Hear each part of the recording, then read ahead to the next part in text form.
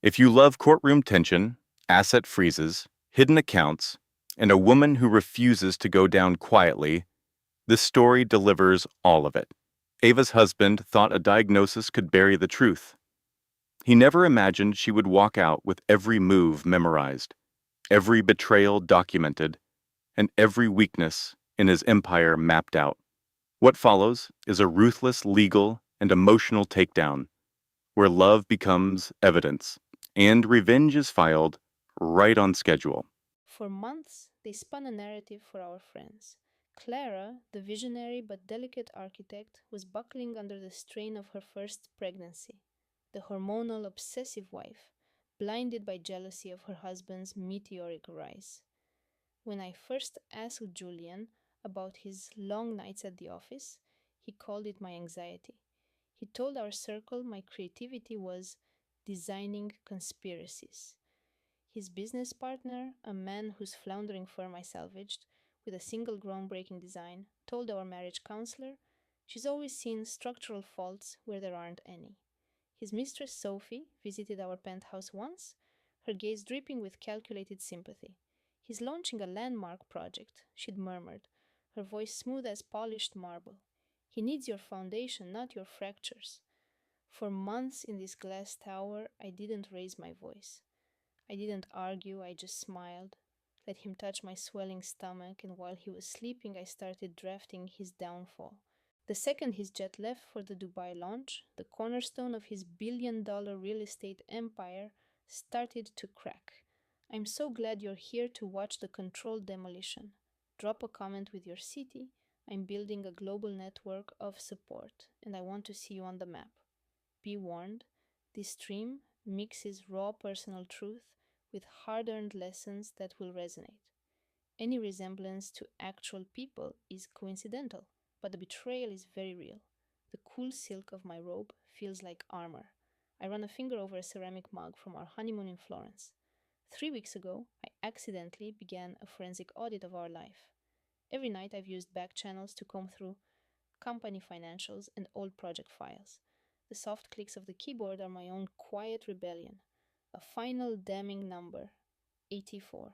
I sit back looking at the secured portfolio on my screen, completely shielded from our home's network. A perfect blueprint of his deception. One entry for every day he looked me in the eye and lied since I told him we were having a child. Night after night, I collected a digital brick and mortar case for why he needed me out of the picture. Not because I was unstable, but because I was the only one who knew the truth. The automated blinds rise, revealing a breathtaking view of the Chicago skyline. It's November, icy rain slashes against the windows overlooking Lake Michigan. My husband, the celebrated developer Julian Croft, is flying over the Atlantic, likely sleeping. He thinks I'm resting for the baby. He's the only one who doesn't feel the coming shift in the foundation. My finger hovers over the final compressed file. Tomorrow at 10 a.m. Central Time, a single dispatch will go out. And by the time Julian walks on that stage, his entire kingdom will be exposed as stolen property. I open my personal laptop at my drafting table, the one he thinks I use for nursery ideas and shopping. He knows nothing about the encrypted drive. Hidden inside a folder I labeled Third Trimester Health Plan. 342 pages. I call it my cornerstone dossier. It took months to assemble. Every schematic of my original sustainable tower design he passed off as his. Every falsified budget he used to mislead his backers.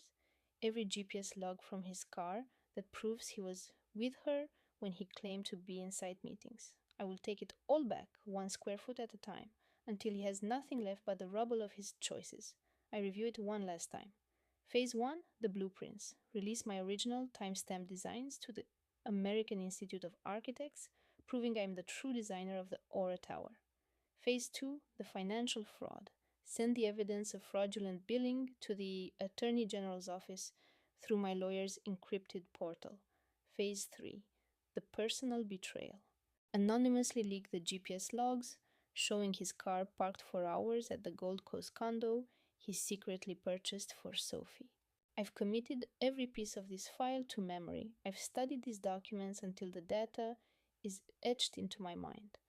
But the master dossier can't stay on any of my hardware. It's too great a risk. He has access to everything in this home. I won't leave a single digital trace leading back to me. The original file must be erased. At 8:15, my phone chimes with a calendar alert.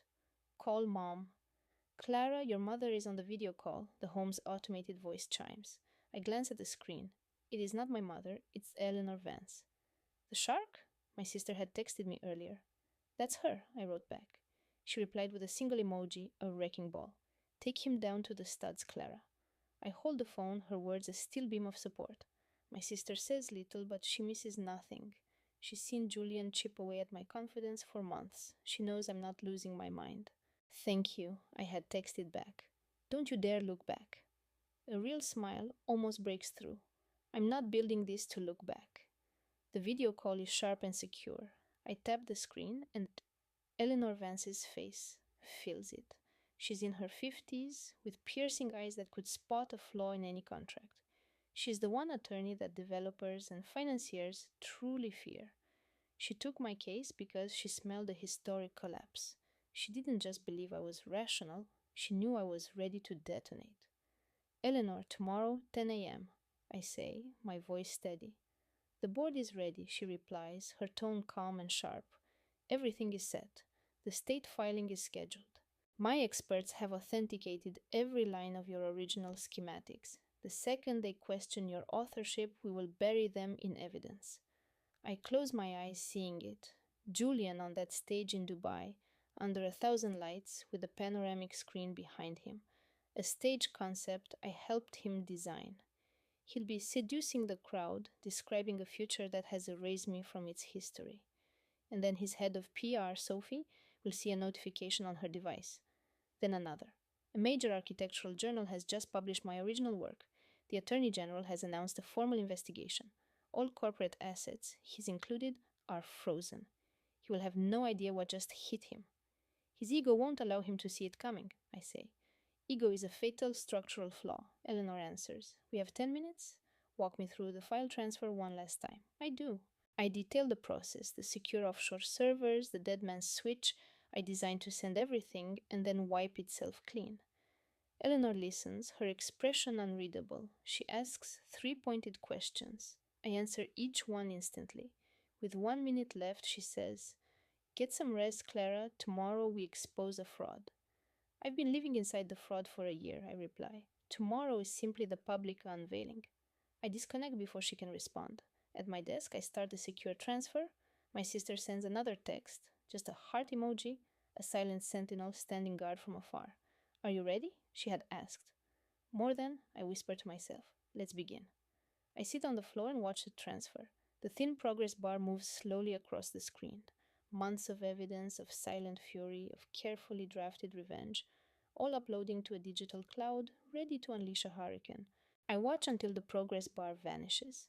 The laptop screen now shows the factory startup menu. A clean slate, wiped. The hotel concierge, a young woman named Mia, peeks in from the doorway. Is the suite to your liking? She asks. Perfectly, I say, and it's the most honest thing I've said in months. Everything important is stored right here. I tap my head. Every proprietary design element, every offshore account number, every single piece of the strategy. I never needed the hard drive. I just needed the clarity that building the case gave me. That night, I lie awake, staring at the ceiling. This hotel is designed for quiet discretion. The hushed footsteps in the hall, the low hum of ventilation. But tonight it feels like the silent pressure before a skyscraper implodes. Tomorrow I check out. Tomorrow Julian Croft will discover the true cost of betraying the woman who designed his entire world. He thought this baby moon suite he booked for me would pacify me. He imagined I would return, a gentle medicated wife, thankful for his generosity. He was so sure he had already won. He was catastrophically wrong. I close my eyes and his face forms in my mind. My husband, the man who stole my designs, my reputation, and my future. The man who claimed to love me while he was orchestrating my public demolition. He has no idea the storm that is about to level his entire world, but he will. To understand how I reclaimed what he took, you must first see how my world fell apart. You have to know I was the visionary behind his empire, the mind that built his architectural legacy. See how I rose to become one of Chicago's most celebrated architects.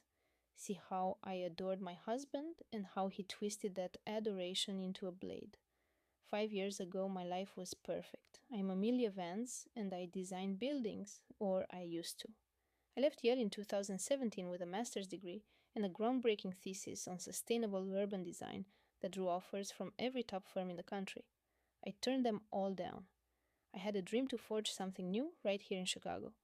Julian missed my thesis presentation. He was supposedly at a lunch securing our first big investor. He sent a dozen white roses. That night, he called me from a loud restaurant, the sounds of celebration echoing in the background. It's a problem that you're this brilliant, Ames, he said, his words slightly thick. You'd be the perfect partner if you were just a little less intimidating. I was 27 years old. I had just graduated with top honors from one of the most prestigious programs on earth. My boyfriend's immediate reaction was to frame my talent as a defect. My heart didn't break. My mission changed. I resolved to build an architectural dynasty so undeniable he would be forced to admire me. We founded Vans Designs in the autumn of 2018. Our first office was a cramped loft in the West Loop, overlooking an alley. He was the charming front man, the public face of our brand. I was the chief architect, the one who actually drew the blueprints. The drafting studio was my haven, filled with the scent of coffee, the quiet scratch of pencils on vellum, and the glow of my design monitors. It wasn't glamorous, but it was where I belonged. I had cutting edge software, a deep knowledge of structural engineering, and a relentless need to innovate. My first major triumph was designing a revolutionary skyscraper that was both beautiful and entirely self sustaining, a feat others called impossible. I poured everything into it, surviving a 60-hour marathon on espresso and sheer will. When we secured the 8-figure commission, Julian swept me into his arms, swearing my mind was a miracle. That single project made Vans Designs a powerhouse in the Chicago architecture scene. By 2020, we occupied a penthouse office downtown with a team of 30 and a waiting list of clients. Our firm's value was soaring, we were dominating the market, and I had a platinum band on my finger.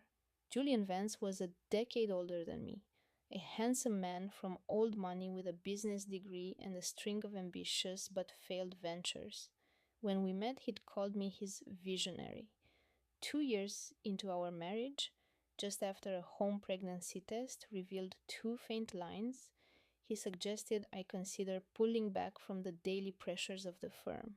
I should have recognized the manipulation, but he was my husband and my pregnancy was considered high risk. Julian framed his suggestion as nothing but loving care. It was for our child, he said, for the future we were making. He simply wanted to shield me from the strain.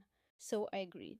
That fall in 2021, I promoted a junior designer named Chloe, on Julian's recommendation. I gave her my lead role on our three biggest commissions, my team of draftsmen, and my personal studio with the skyline view. Within months, I realized my mistake was monumental. She alienated my senior engineer with her condescending attitude. She missed a critical flaw in a structural plan, which cost us a major developer. She advised against acquiring a small innovative firm I'd been scouting, then blamed the market when our quarterly growth stalled. I was fixing her blunders from my home studio more than I was resting. Yet I could never bring myself to fire her. Every time I tried, I heard Julian's voice. You have to learn to delegate, Amelia. Our family comes first now. Our weekly dinners at his parents' Gold Coast townhouse felt like an obligation. His mother would pour vintage wine, while his father, a retired real estate mogul, held court in the living room. Julian was a permanent fixture at his father's side, soaking up the accolades for the firm's latest successes, while I sat quietly, my pregnancy being the only thing anyone asked me about. My head engineer, Liam, my best friend, sometimes came with us, his face clouded with a concern I couldn't yet name. I went out of a feeling of duty, but the warmth I'd once felt in that home was gone. One night in the winter of 2022, I went looking for the guest bathroom and passed his father's library. The heavy mahogany door was open a crack. I could hear them talking. Julian needs to be the sole name associated with the firm, his father said decisively. He's the rainmaker. That's what clients understand. She designed the entire portfolio from scratch, Edward, his mother replied, her voice soft but clear. She had one clever idea for a tower, his father dismissed. Julian has the drive. He needs a wife who is a support, not a competitor. I froze in the hallway, my hand flat against the cool wall, feeling something vital crack inside me. I said nothing. I returned to the living room, faked a headache, and we drove home to our condo in silence.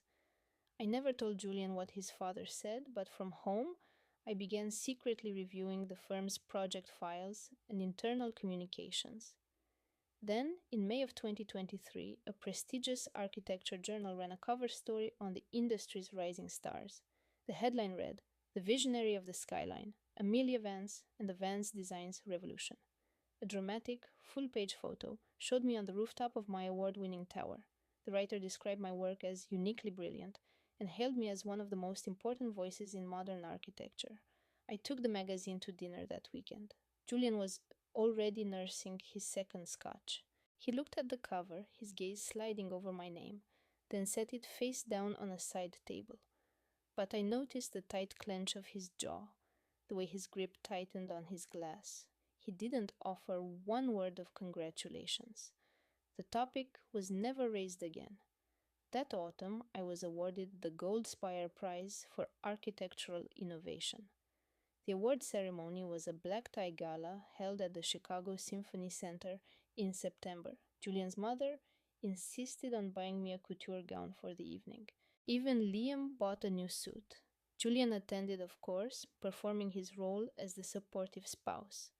His father claimed a last-minute board meeting prevented him from coming. I won. As they announced my name, a jolt went through me.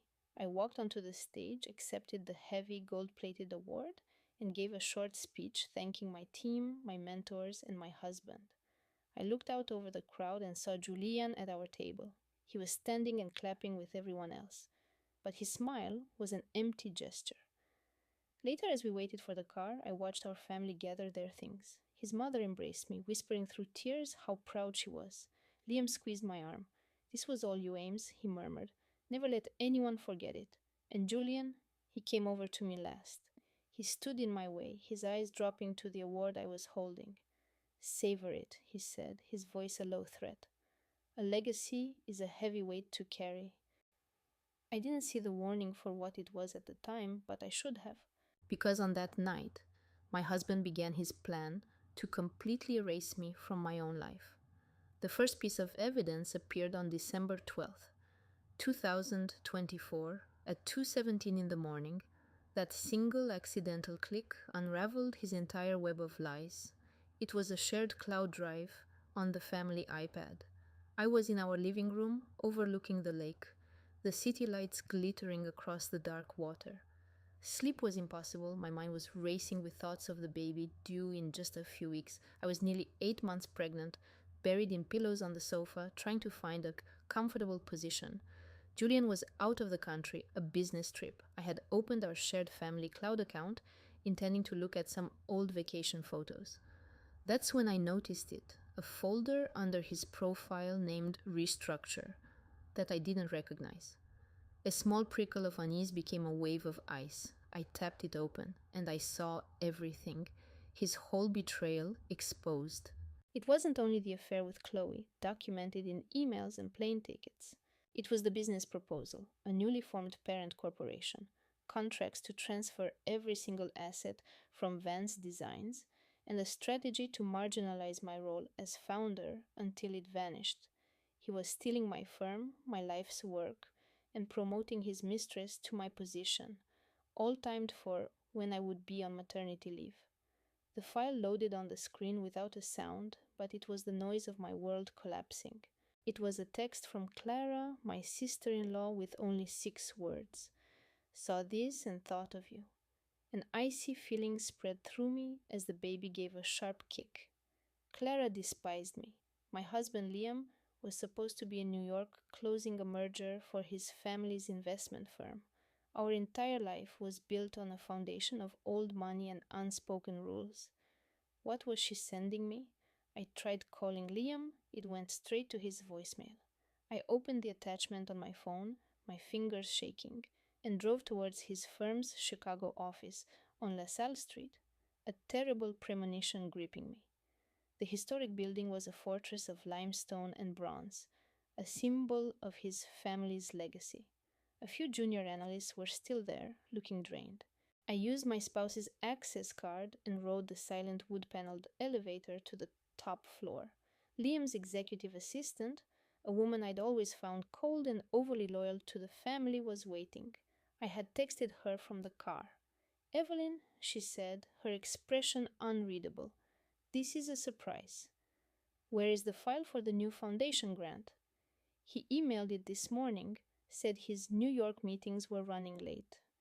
That felt wrong. Liam never delegated foundation work, it was his one personal project. He always handled those presentations himself. "Let me see it," I demanded. We walked to her desk. The short walk down the hushed, carpeted hall felt like miles. On her monitor, I saw it. A family trust ledger. Someone had been making large recurring monthly payments from the trust to an LLC I'd never heard of. "What's this?" Liam asked, emerging from his office. He looked startled but tried to cover it with a relaxed smile. "I thought you were in New York." He waved a hand dismissively. "My flight was cancelled. I was just checking the market data." He was lying. The ledger showed the payments were for a condo lease in Lincoln Park, a place he never went. A quick search on my phone revealed the LLC was owned by a woman named Zara. It wasn't a business expense. "I don't recognize this beneficiary," I said, my voice quiet. He glanced at the screen. "It's a discretionary fund for an emerging artist. We're seeding a new talent incubator." I was keeping it quiet to avoid family politics. My stomach twisted into a knot. "You what? You're moving 6 figures a month from the family trust without telling me?" "It was a time-sensitive opportunity," he said, his voice maddeningly calm. "The family's investment is secure. This requires a formal vote, Liam. My name is on that trust, too." His assistant was now intently studying her manicured nails. "This is my future as well. If your father finds out—" "He won't," Liam said smoothly. "He trusts me." Clara was holding court by the fireplace, telling a story to a rapt audience. My husband, Liam, was on the terrace of his parents' Lake Forest estate, his voice low and urgent as he spoke on his phone, no doubt placating his father. My own friends stood awkwardly by the bar, while a few of my charity board colleagues looked on with pity. I saw Liam's mother, a woman with eyes like chips of ice, shoot me a look of profound disappointment before turning away. I remembered the odd wire transfers I'd seen, Liam's curt dismissal when I'd asked. 3 of his cousins looked furious. But this wasn't about a bad investment, Liam knew it. The family's attorney arrived at our Gold Coast apartment an hour after we got home. They insisted on speaking with me as I tried to keep down my dinner. I was resting in our bedroom when Mr. Davies walked in. He was a man in his 70s with a tailored suit and the cold, pragmatic air of someone who has buried generations of family secrets. He sat in the armchair and asked me to explain the large art purchases made over the last 6 months. I laid it all out. I told him about Liam's sudden interest in a new artist, how he handled the gallery negotiations himself, the rushed paperwork he'd had me sign to secure the pieces before auction, and the moment at the party when I overheard his cousins mention a $500,000 vanity project. Mr. Davies wrote it all down, his expression unchanging. He asked a few questions about the insurance valuations, then said, "Who authorized the final payment for the sculpture from the new artist, Zara Vance?" I froze. Liam had brought me the final form. I never cross-referenced the gallery name. "But your name is on the trust that funded the acquisition, Mrs. Danville," Davies said quietly. "So you had to approve the final transfer. That is the family's protocol." I know I managed, but I was approving payments to the gallery, not an individual. Davies opened his briefcase, retrieved an iPad, and placed it on the silk comforter. It displayed a wire confirmation for $300,000 to a private holding company I didn't recognize. The artist's name was Zara Vance.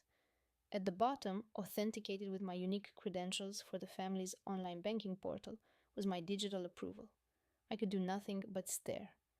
Whose authorization is this? Davies asked. It's mine, I whispered, the world tilting on its axis. But I never approved a transfer like that. Davies's face was impassive. Mrs. Danville, this transfer originated from your home network 2 months ago.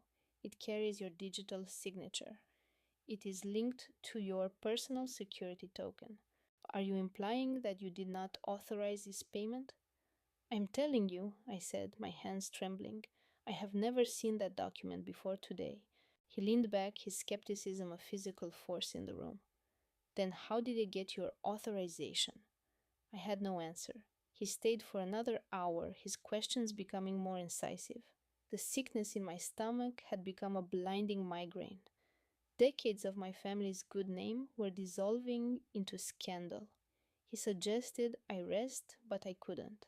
I had to see my own records. I called my brother, a forensic accountant, from the library. He answered on the first ring.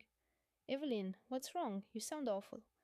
David, I need your help, I said, trying to steady my voice. Can you get online right now? I need you to look at my private investment statements from the last quarter. On my way, I'm logging in now. And David, I paused, don't mention this to Liam. A heavy silence hung in the air. Evelyn, David said, his voice sharp with worry.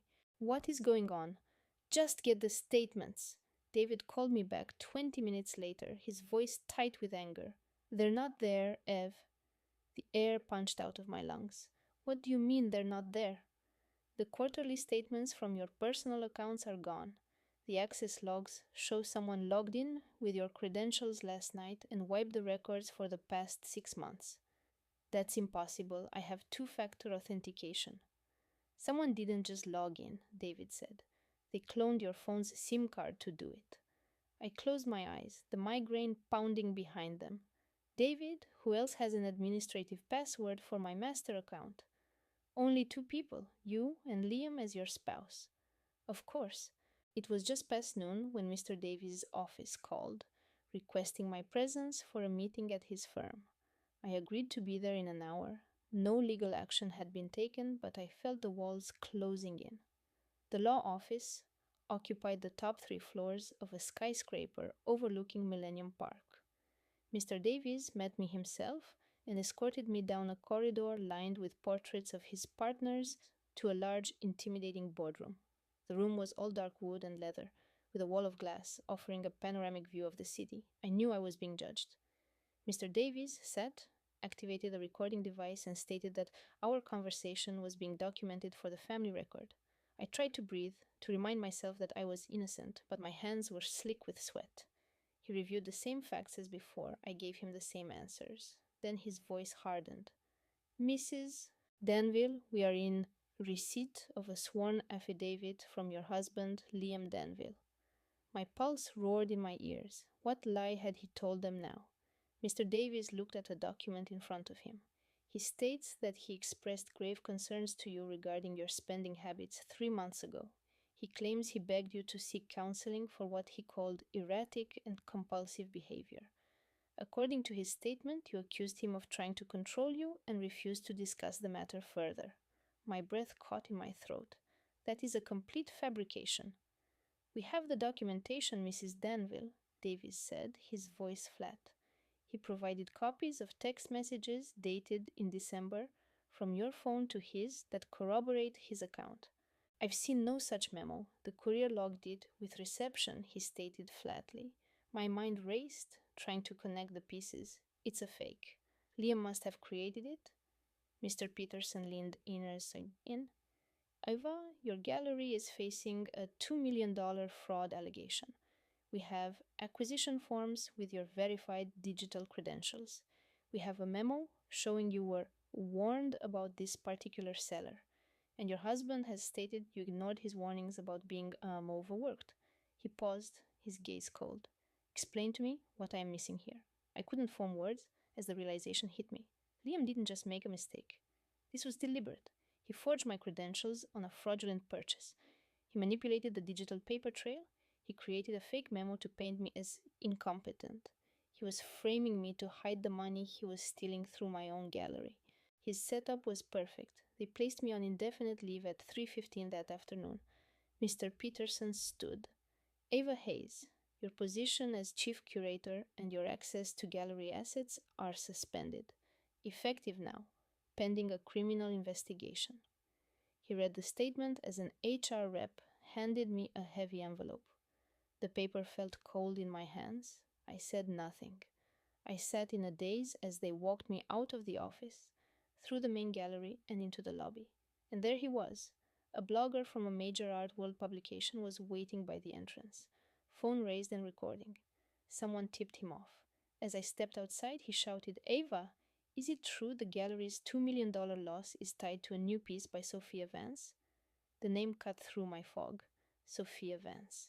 The brilliant, shy artist Liam introduced me to 6 months ago as a new talent. In that moment, it all clicked into place. He wasn't just cheating on me, he made me champion her career. He made me use my reputation to fund their escape. And now he was making me the scapegoat. The camera lenses felt like they were pressing against my skin. All I could hear was the click of shutters and the chorus of questions about the scandal.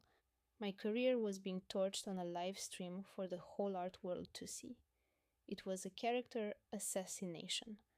I pictured the museum benefactors, the artists, the collectors who trusted my judgment. They were all seeing this.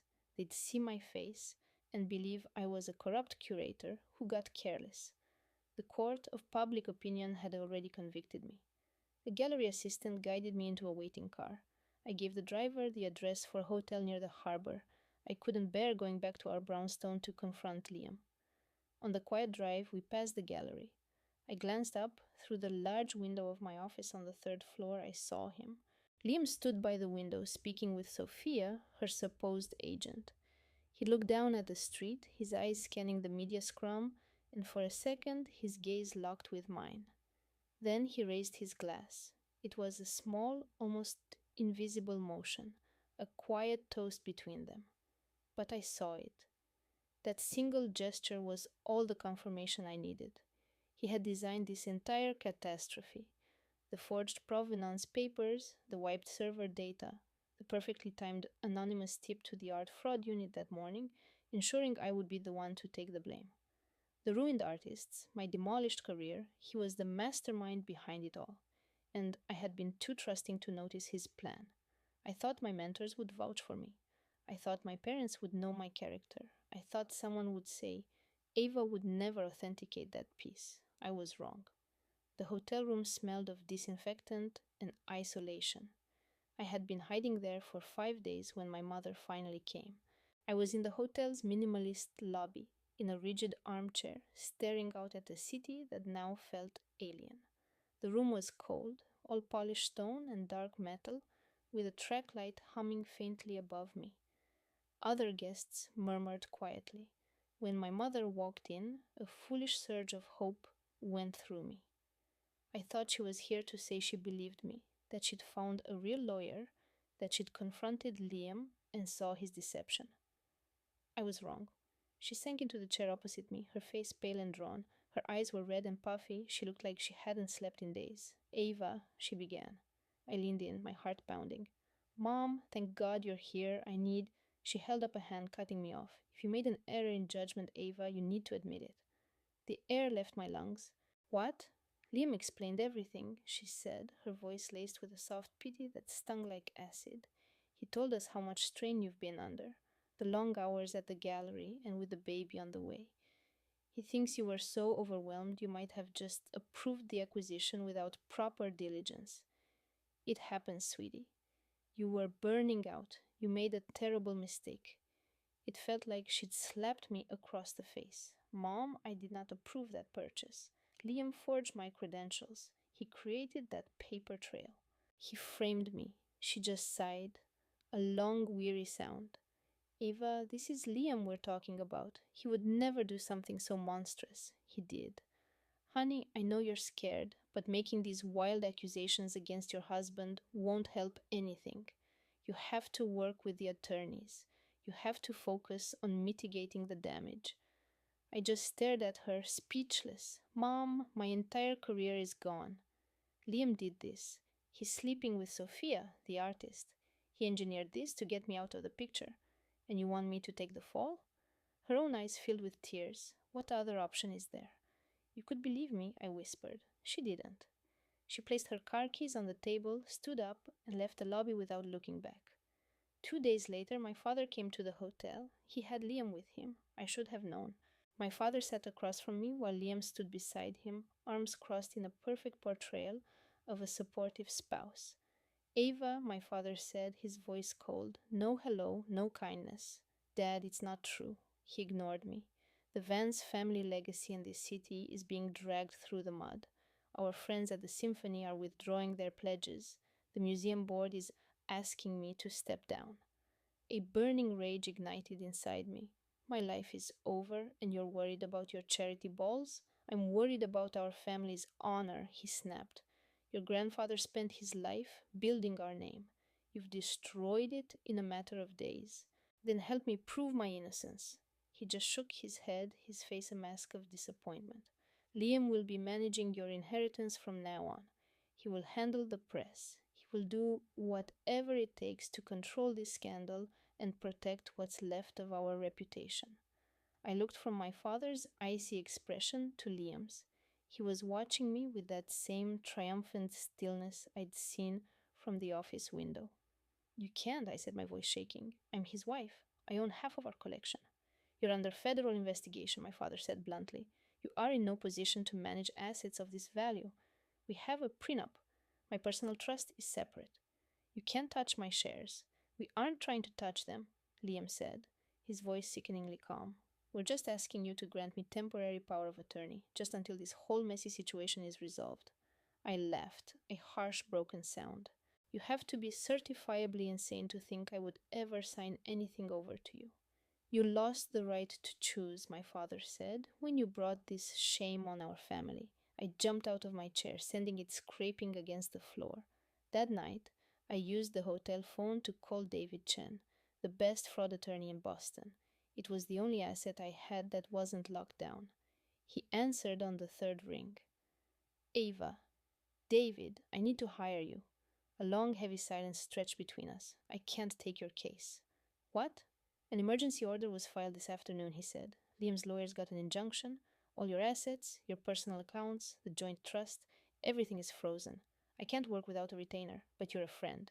You promised you'd always be in my corner. I said I'd help if I could, Ava. But I'm a partner at my firm. I have to protect my business. It's handled. He ended the call. I was a statue in my own home, phone cold in my hand, staring at a priceless painting on the wall.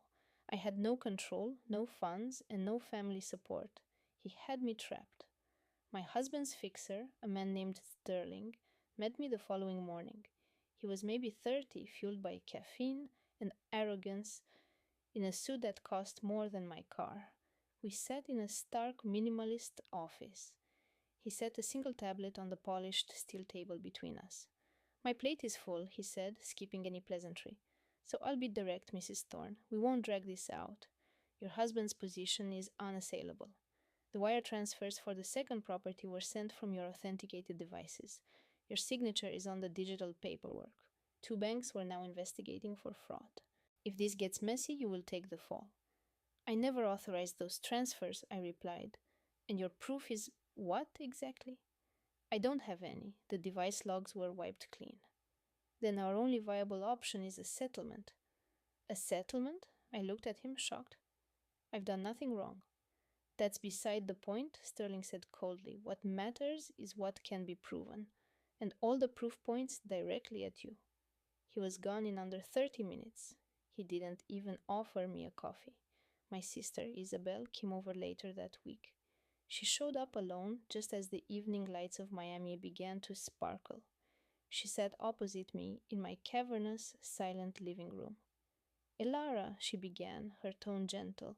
Now I see. A frigid resolve settled deep in my bones, pushing back the despair. Isabel, I'm sure Marcus set me up, I whispered, my voice tight with rage. I don't have the proof of how he did it yet, but I know it was him, and I am going to help you prove it. How? I asked, a fragile spark of hope returning. I don't know for sure, but I will find something. She cast a worried glance toward the penthouse elevator, then leaned in across the marble island. You just have to pretend everything is normal for a while longer. Can you handle that? I gave her a slow, deliberate nod. Yes, I can handle that. She gave my arm a quick squeeze in solidarity and then departed. That night I sat on the chaise in our massive bedroom, watching the shimmering lights of the Miami skyline. I recalled my mother's voice, begging me not to cause a scene. I replayed my father's lecture about the threat to our family's public image. I pictured Marcus standing with them at brunch last week, flashing that magnetic false smile. I pictured that woman Chloe and the other life he was creating with her, and I thought about the 15 years of my life I was supposed to forfeit in this beautiful cage. I launched the encrypted ledger I'd secretly installed on my computer and created a new file. I called it Day One. My dream of a loyal family was over. My faith in our perfect marriage was in ruins. I began to construct my offensive. The museum gala was on October 5th, 2023. The air was thick and humid. 4 hours. That was how long I had to stay by his side, feigning happiness while he basked in the glory of my downfall. But I filed away every fake laugh, every knowing glance he traded with his allies, and every single person who played along with the deception. I would leverage it all later on. I suspected the strain from his latest condo development was building a barrier between us. And how did Marcus react when I told him? He said the Thorn Tower demanded his complete focus. He called my worries baseless, a result of pregnancy hormones. It was a lie. I could feel that lie hanging in the air, dense and cold. Julian was across the hall observing us. He was aware. Mr. Vance, your wife is a respected architect. No, indeed. So she isn't normally involved in the strategic planning of your tech company? She is not. But a husband knows when his own wife is drifting away. And you never considered pausing this new venture for the good of your marriage? Leo paused, letting the question suggest the answer. I depended on Clara to voice her needs. Julian just gazed into his glass, helpless. My father was trapped near the catering table on his second bourbon. He looked worn out, a man defeated by his own ambitions. He wouldn't meet my eye. A columnist asked him about my childhood. Ilara was always a dreamer, he slurred, the words thick with bourbon. She was always caught up in her beautiful plans and grand designs. I think she felt she had to compensate, coming from our humble origins and marrying into Marcus's world. Did her ambition ever concern you? Occasionally. She could lose sight of everything else. She would take on projects like that new gallery space that were entirely all consuming. I told her the seller was shady. I warned her the escrow period was too short. She ignored me. Another lie. I registered its shape and its sting. My mother found me near the coat check as she was about to leave. Her eyes were swollen, her smile forced. The columnist had asked if she thought I was genuinely content. My mother looked at me, her eyes pleading, her gloved hands clenching her purse. I love my daughter dearly, she said, her voice a faint whisper. But a man of Marcus's importance requires a certain kind of support. A marriage is about maintaining equilibrium. If Ilara lost track of her duties in this marriage, she has to face the repercussions. I did not react. I simply held her gaze. She was the first to look away. I stored that moment away. It would be an asset later. Our wealth manager, Damien, cornered me by the bar. He had our finances displayed on his tablet, a threat disguised as an update. He had told them my spending on the new penthouse was out of control, that I'd fought with Marcus about the budget, and that Marcus had him freeze my access to our accounts.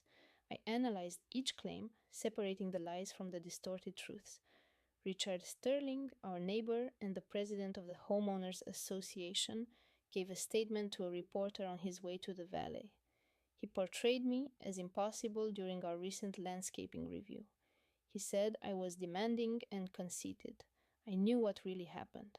Marcus had given $50,000 to his old university, but I had no way to connect the two things. Not at that moment.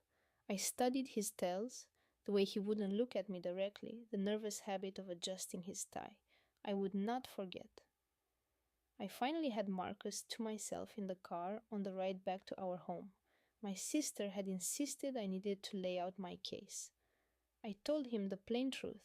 I knew about the girl, and I knew he'd been using our joint funds to set up her life. The financial records had been professionally erased. The title for her apartment was held by a shell company. I was being systematically pushed out. Marcus just looked at the blurred city lights. Ilara, if the bank records were forged, where are the originals? Gone. Who got rid of them? You did, Marcus. Can you prove that? No. Do you have a single piece of evidence of my cheating? The bank's server logs were purged. The purge itself is the evidence.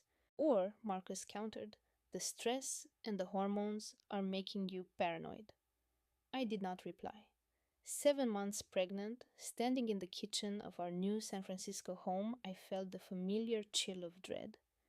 My husband, Leo, a man who could charm investors out of millions, was on a video call in his study. Then his phone, synced to our family cloud, buzzed on the counter beside me. A photo memory notification. Kyoto, 1 year ago. I tapped it open before I could think. There he was at a private dinner, arm around a woman I'd never seen. He was supposed to be in Tokyo closing a deal. It's the board, he called out from his office, his voice tight. Some market instability? It's nothing. That was the moment I knew. It was a single careless digital ghost. But it planted a seed of doubt that began to poison the perfect life I thought we were building. That poison took root. It was fed a week later by a receipt from a custom jeweler that was automatically saved to our shared drive. A diamond necklace, an S initial subtly worked into the design. A gift I never saw from a purchase made the same day he was supposedly at an all-night coding session in Silicon Valley. I sat in the new nursery surrounded by soft shades of gray and pale blue and felt our son kick. The hypocrisy was a physical pressure in my chest. I was growing our family while he was funding a different one. The suspicion was gone, replaced by the sharp, cold certainty of his betrayal. I didn't hire a lawyer. I opened my laptop. An encrypted chat window appeared on a Monday. Inside was a thread with a cybersecurity expert I knew from college. He walked me through recovering deleted server logs and tracking digital financial footprints. My husband's other life was laid bare in lines of code, his money wrapped around a woman 10 years younger than me. She was a lifestyle influencer, naturally, and on the business registration for her media company was my husband's name, listed as a primary investor.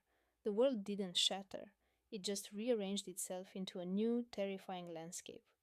My mother wept when I told her, pleading with me not to cause a scene. My brother Liam sat with me, his anger a silent, heavy thing in the room, but I felt a cold clarity settle over me. Marcus thought his charisma was a shield. I was about to show him what a weapon felt like. The day I found that phone was my ground zero. By day 100, my pain had crystallized into a plan. Our company's financial records became my obsession. On day 1, I simply broke. I cried in our penthouse bed until I was empty. Liam, my rock, just drew the shades and let the darkness hold me. I thought of our baby, our vows, the magazine that called us the city's golden couple. My trust was a crater inside me. On day 30, my mother advised me to be more forgiving. I blocked her number, Liam saw me do it, and nodded once. On day 100, Liam asked for the plan. As the city lights of New York began to glow, I told him everything. The investor trips to Paris, the secret accounts, the influencer he was funding. He listened, his jaw set like stone. When I finished, he said, "He expects you to forgive him." "I know," I replied. "Are you going to?" I had her name Chloe, but he had the reputation and the army of lawyers. I was just Eleanor Reed, a pregnant wife in a gilded cage. On day 150, Liam said, You need leverage. What leverage? I asked. I'm 7 months pregnant. I have nothing. So you find some, he stated. On day 200, I found it. It was a burner phone tucked away in his travel bag that I only found by chance. That night, I cracked the password. It contained everything: their texts, their trips, their whole sordid history. For weeks, I stayed up in the guest room, lit only by the laptop screen, tracing the money he'd siphoned from our company. I mapped the wire transfers to shell companies funding her life. I knew his secret finances better than he did. My godmother, Isabel, a retired litigator with sharp eyes, knew something was wrong over our weekly brunch. She met me later at a quiet cafe she favored. You're going to destroy him, aren't you? She asked, her voice calm. Yes. She began emailing me legal theory, piercing the corporate veil, asset seizure. On day 150, I hired a forensic accountant Isabel recommended. I told him it was for a potential merger, stressing total secrecy. On day 183, the accountant, a Mr. Davies, called for an in-person meeting, his tone serious. He looked at me across his desk. I reviewed the preliminary documents, he began. What you've uncovered is just the start. The world beneath my feet finally felt solid again. It was the kind of certainty that either saves you or shatters you. On day 200, a messenger delivered a thick envelope marked Property Deeds. Inside was the full report. Was I aware of the new estate being built in the Hamptons, purchased 3 months prior by a shell corporation? He was asking if I knew about their future home. Every private flight he booked for her, every dinner, every gift became a stone in the wall of my resolve. I saved it all to a drive I labeled Nursery Plans. My friend Maya, a ruthless attorney, came for dinner. She slid a small drive across the table, a full clone of Marcus's server. It included drafts of a new postnup meant to leave me with nothing. This is enough to take half, she said. I told her I want it all, and I want it done before the baby comes. Maya looked at me, then nodded. My retainer is paid. We'll serve him the morning of the at-home magazine shoot. 4 months in, a friend inside Marcus's firm sent me files hidden in emails about baby furniture. They were altered invoices showing over $5 million embezzled to build Chloe's new life. 312 days in, Marcus suggested a baby moon. The first time in a year he wanted to be alone with me. I said yes. I had to look in his eyes. I needed to see if he could feel the ground crumbling beneath his feet. I got on the jet with a cold, heavy sense of purpose deep in my gut. I sat in the large leather chair, sipping mineral water. Marcus entered, looking effortlessly successful. He sat opposite me, the polished wood of our dining table like a chasm between us. Eleanor, he began, his voice a smooth performance. How are you feeling? I know I've been stressed with the new tower, but once our son is born, things will be different. We can be a family again. I just stared. He actually thought I would simply forget. Of course, Marcus, I said, my voice like ice. A family? He smiled his confident, charming smile, utterly convinced he had already won. On day 364, I sat in the nursery and opened my laptop. I reviewed the evidence one last time. Every fake invoice, every illegal transfer. I scheduled the emails to go to my lawyer, the IRS, and a reporter at the Wall Street Journal. My brother was downstairs distracting Marcus. The emails were set for 8 a.m. the next morning. After the confirmation came through, I wiped the laptop's hard drive and then dropped it into an electronics recycling bin 2 cities over. Erased, but the memory lingers. Does that feel better? Ava asked. Yes, the physical proof is irrelevant now. No, I tapped my temple. The archive is stored right here. That evening, I added the final entry to my private digital journal. 210. I swiped a finger across the rows of timestamps. Every day of his deception recorded. Tomorrow would be 211. tomorrow I would stop documenting. Tomorrow I would start demolishing. On day 210, they came as a single unit. One last attempt to neutralize me. I had ignored his pleas for a real conversation for weeks. I accepted this one for a reason. The penthouse intercom buzzed at 3. Ma'am, your husband is here with Mr. Sterling Sr. and your mother. Ava glanced up. Are you certain you want to proceed? Absolutely. Do you need me to stay? No, I'll manage this. I entered our starkly modern living room. The San Francisco sun fought its way through the panoramic windows. I sat in my usual armchair, poured some water, and waited. They entered like a corporate raiding party. Leo came first, my husband, in a casual blazer worth more than my first apartment. His father followed, his presence as rigid and imposing as one of his investment portfolios. Trailing them was my mother, Evelyn, her face already a carefully constructed mask of pained worry. They settled on the couch across from me. Leo, of course, took the center, the others his loyal lieutenants. He picked up a glass. Clara, he said, his voice a sickening parody of warmth. You look radiant. I remained still. We've been so worried sick, my mother added, her voice trembling on schedule. Her act was flawless, designed for me alone. It's been far too long since we talked. I held her stare. Only 3 weeks prior, she told my sister that Leo believed my pregnancy was making me unstable and paranoid, that I might damage his reputation out of some hormonal fantasy. Now she was the concerned matriarch. Leo's father cleared his throat. Clara, Sterling Ventures is in a delicate position. We're closing the new fund, and our backers require stability. We must appear as a united family. What sort of appearance? I asked, my voice devoid of emotion. Leo leaned forward. We need you to sign a temporary transfer of your voting shares. It's a mere formality. Just until the baby arrives and you feel less pressured, then we can discard it. A dry, humorless laugh almost broke free. Cede my control, I repeated. It's to protect the legacy, his father interjected. Sterling Ventures has defined this family in Silicon Valley. Your father-in-law built it. I helped you scale it. You and Leo were the future. We can't let your state jeopardize that. My mother began dabbing her eyes. Clara, please do it for the family. Think of the reputation we've all worked to build. The reputation I helped rescue, I corrected, my tone dangerously quiet. Leo's smile wavered. We all built it, Clara, as is a unit. His father gave a curt nod. It is time to move past this unpleasantness. Abandon these ideas. Just sign the document and life returns to normal. I studied each of them. My father-in-law who told backers I was emotionally unstable.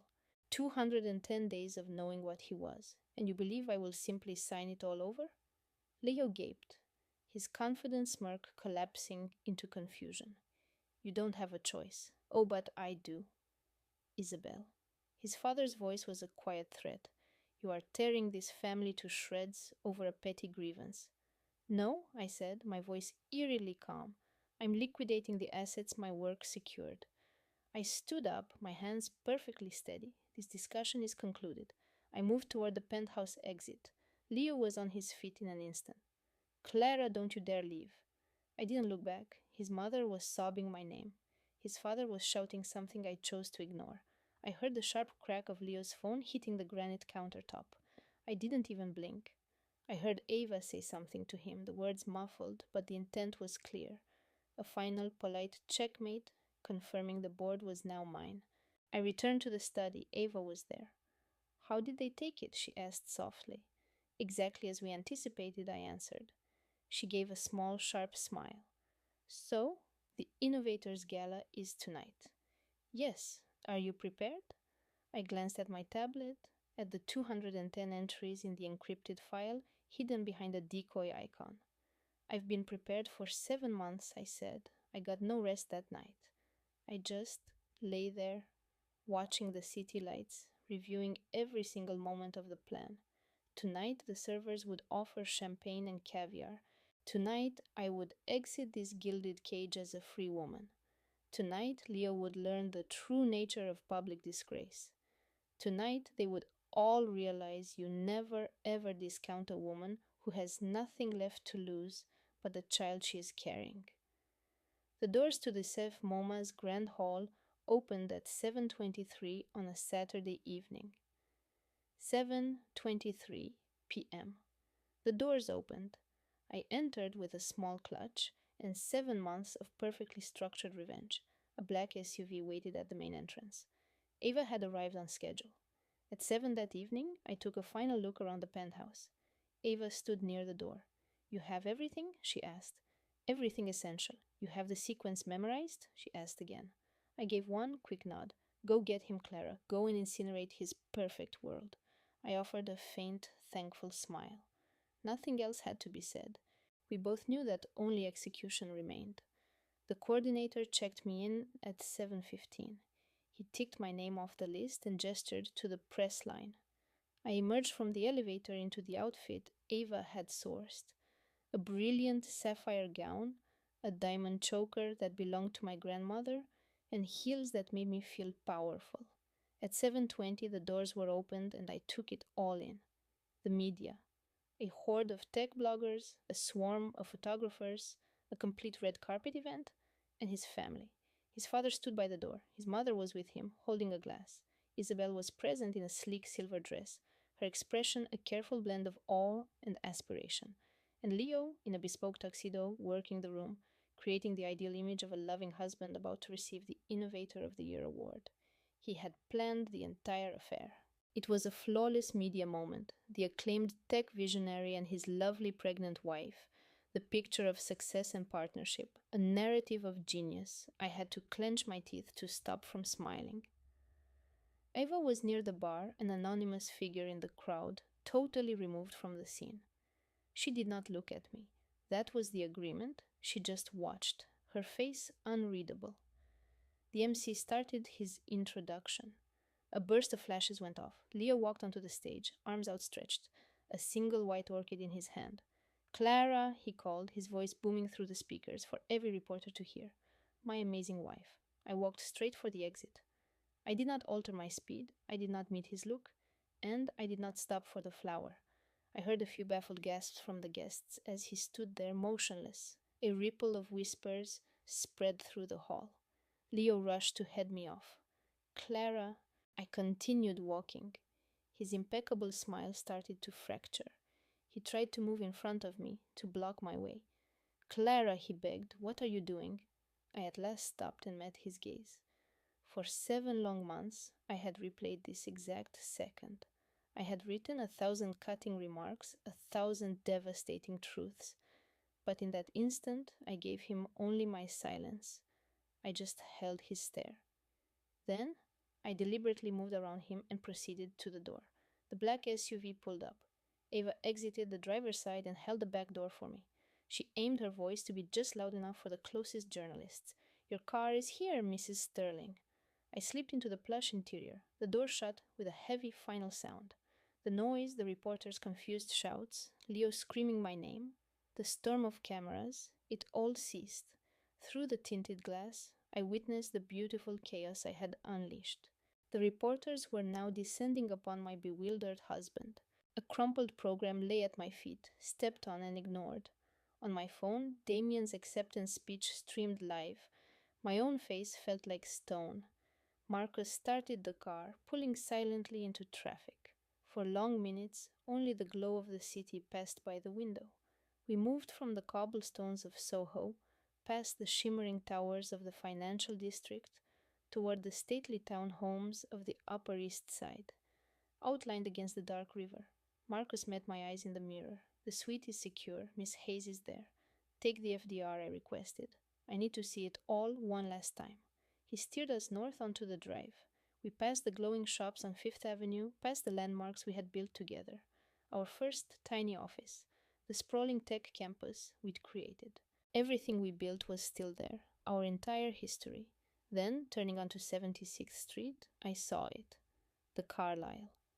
Floor 22. A corner suite, with a view of the park. It was ready. "Stop the car," I said. Marcus obliged. I got out and stared up at the building. This is where he'd lied, where he'd met her, where our fortune was spent. Damien funneled our money to her through shell corporations. He called them volatile R&D investments. He believed he was untouchable. That was about to change. Tonight the world learns everything, I murmured. Marcus joined me on the pavement. When does the court order hit his accounts? I faced him. What's the time? 8:15. His keynote address is scheduled for 9. I told him the freeze goes live the moment he takes the stage for his big reveal. Marcus raised a brow. You're aiming for his big moment. Not quite. A genuine smile finally formed. The first in 8 months. I want him on that live stream in front of the whole tech industry when his CFO calls to say every dollar he has is frozen. Marcus took a slow breath. You are genuinely frightening. Perfect. We got back in the car and headed for the entrance. Stage 1 is done, I stated. Marcus agreed. Miss Hayes has the final forensic data. The divorce papers are ready. She'll file them as soon as we're upstairs. How long for the system to process? A few hours. The freeze will be active by 9 p.m. Excellent. We finished the drive without a word. Marcus finally asked, Chloe, are you certain? This filing goes public. It can be retracted. Damien will see it. Your families will see it. It will start a war. I gazed at the city lights. The skyline we created sparkled in the dark. It's always been a war, I replied. Now I'm just shooting back. Our suite on the 22nd floor was a war room overlooking Manhattan. Stage 1 was complete. By morning, Damien would lose the one thing he valued more than success, his flawless reputation. I stood in the lavish bathroom for 5 minutes just breathing. 8 months. For 8 months, my own home felt like a prison.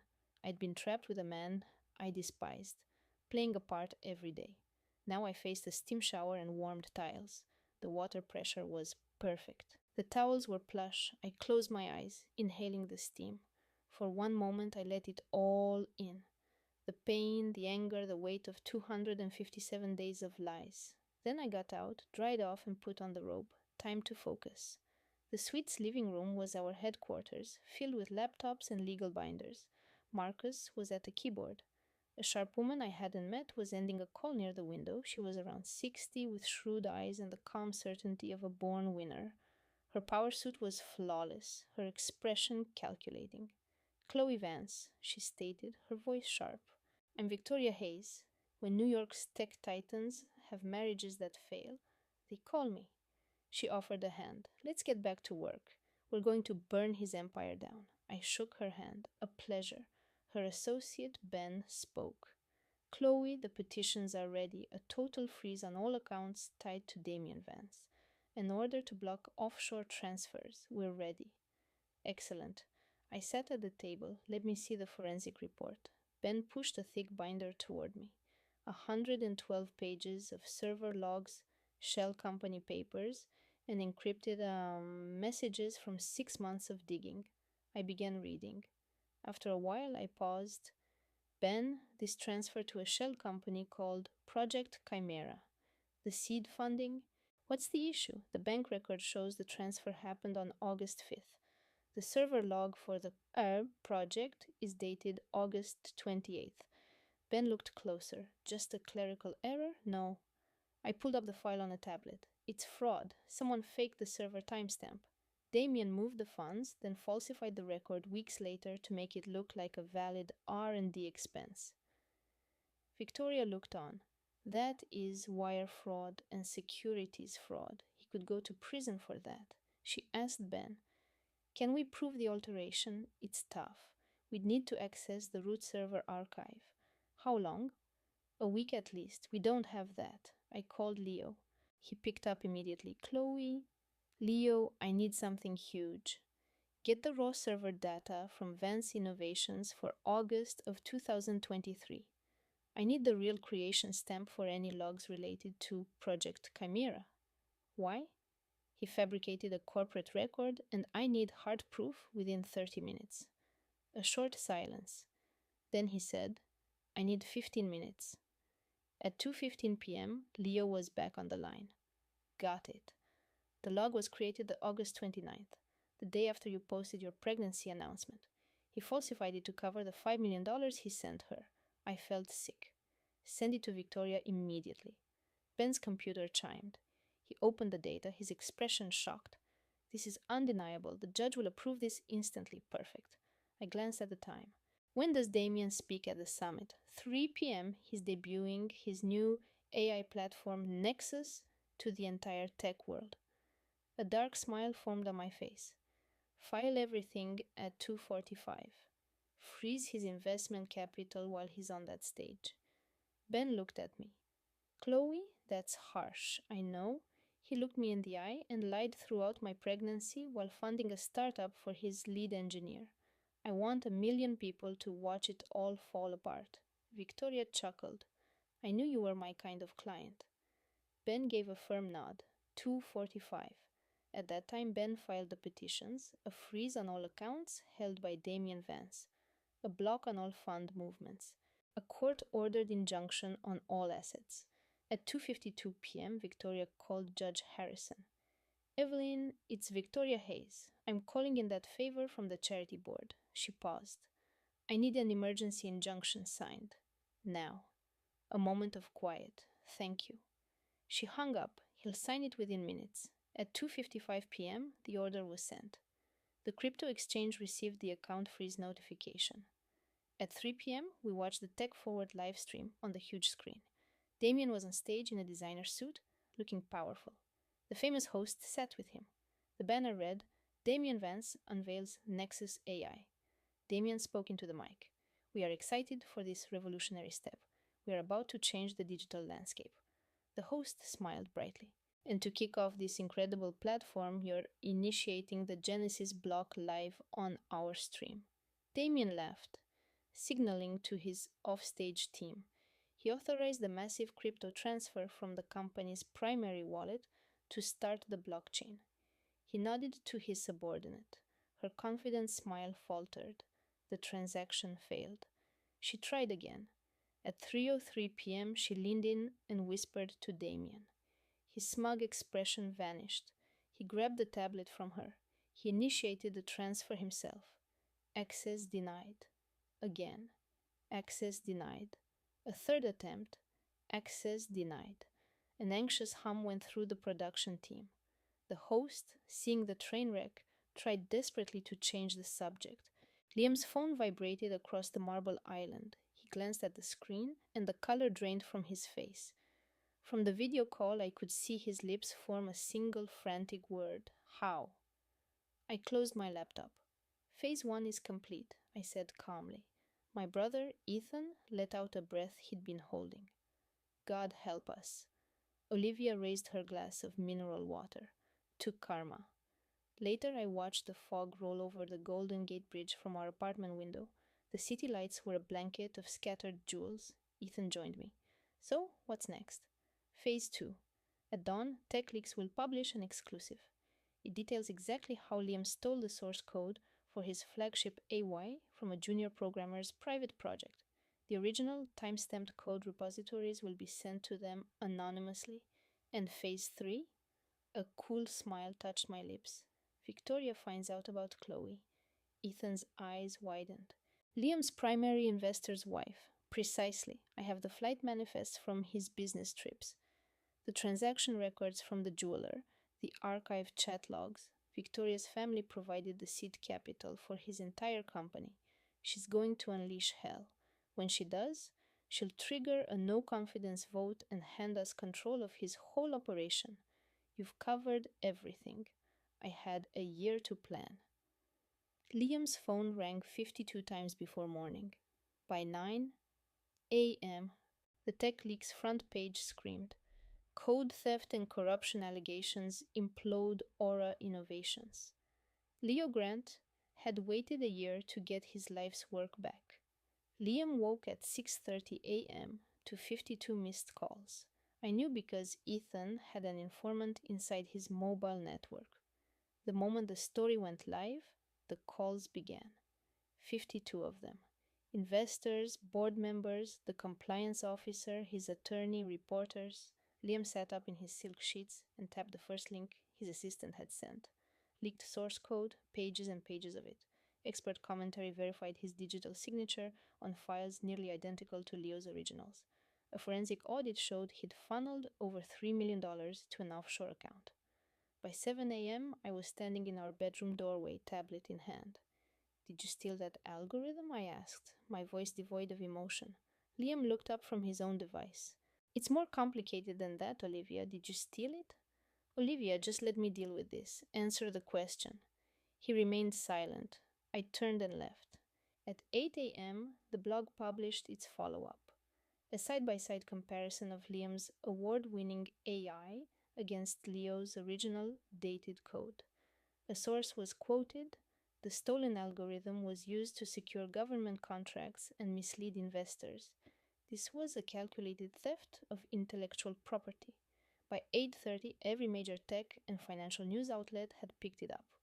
At 9 a.m., Leo Grant began his press conference. I streamed it from the apartment. Ethan sat beside me, his own screen glowing. Leo stood at a lectern in his lawyer's downtown office. He wore a simple dark suit. His hand shook, but his voice was steady. A swarm of journalists filled the room, cameras flashing. My name is Leo Grant, he began, his tone resolute. I was a junior programmer at Aura Innovations.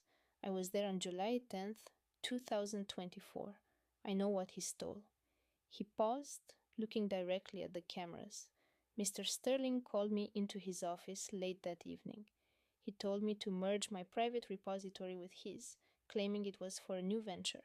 I reminded him the code was my own personal project. He said I needed to be a team player, or I wouldn't have a place on the team. He said, don't mention this to Olivia. A piece by a top tech critic went live just after dawn. I should have seen the signs, I should have known better, but Liam sold me a story about our shared vision. He said our partnership was everything. His voice, once so convincing, now felt like poison in my memory. That algorithm was my masterpiece. The neural network, the predictive modeling, the self learning framework, it was our language. And he was speaking it with her, while that marketing intern Chloe flaunted proof of it on her social media feed. I will not let him own my legacy. He was a fraud. A flood of notifications lit up my screen as the news went viral. Liam ignored them, locking himself in his home office, the heavy door a flimsy barrier against the coming storm. Julian, my lawyer, looked over at me. The critic's article was brutally effective. I nodded, my hand resting on my growing belly. Are you okay? I am now. A betrayal that deep can't be hidden forever. My phone buzzed. A message from a contact inside the company. The executive team is in an emergency meeting. They're trying to craft a crisis plan. Let them try, I replied. By 10 a.m., the Aura One campus was surrounded by news crews. Reporters clamored at the security gates. Private guards formed a perimeter. Inside the boardroom, Liam was coming apart. My source gave me a play-by-play. 10:15 a.m., they're drafting a press release calling the story a fabrication by a fired employee. 10:30 a.m., Liam is shouting, calling the tech critic a washed-up hack. 10:45 a.m., the PR team is fractured. They demand proof the code is his before they issue a denial. His agent isn't answering their calls. At 11 a.m., a student blogger cornered Liam in the executive parking garage. The video was everywhere in seconds. Mr. Sterling, is this your original code? Liam's face was pale, his jaw tight. No comment. Did you steal the work of a junior employee? No comment. Is your relationship with Chloe Vance strictly professional? Liam slapped the phone away and peeled out of the garage in his sports car. By noon, two of their largest enterprise clients had frozen their contracts. Future Tech magazine issued a notice. We are retracting our Visionary of the Year award from Liam Sterling, pending an investigation into these serious claims. 3 tech pioneers who had mentored him issued statements of condemnation. 2 universities cancelled his upcoming guest lectures. At 1 p.m., my lawyer Julian held his own press conference. He stood on the courthouse steps in a sharp suit, his expression somber. Effective immediately, I am filing for divorce on behalf of my client, Olivia Sterling, he announced. We have irrefutable evidence that Mr. Sterling has committed professional misconduct and intellectual property theft, building his career on a foundation of lies. I am confident that Mrs. Sterling's foundational and financial contributions will be fully acknowledged. It was a perfectly executed move. We had practiced it for a week. Julian was seizing the narrative, making it impossible to defend a man who betrayed his pregnant wife and his own team. To the world, it was the first crack in Liam's carefully built facade. It was flawless. At 2 p.m., the Innovators Guild released its own statement. The Guild is aware of the serious allegations against Liam Sterling. Integrity is the cornerstone of our industry. While we cannot comment on ongoing legal matters, we are monitoring this situation closely. No further comments will be made.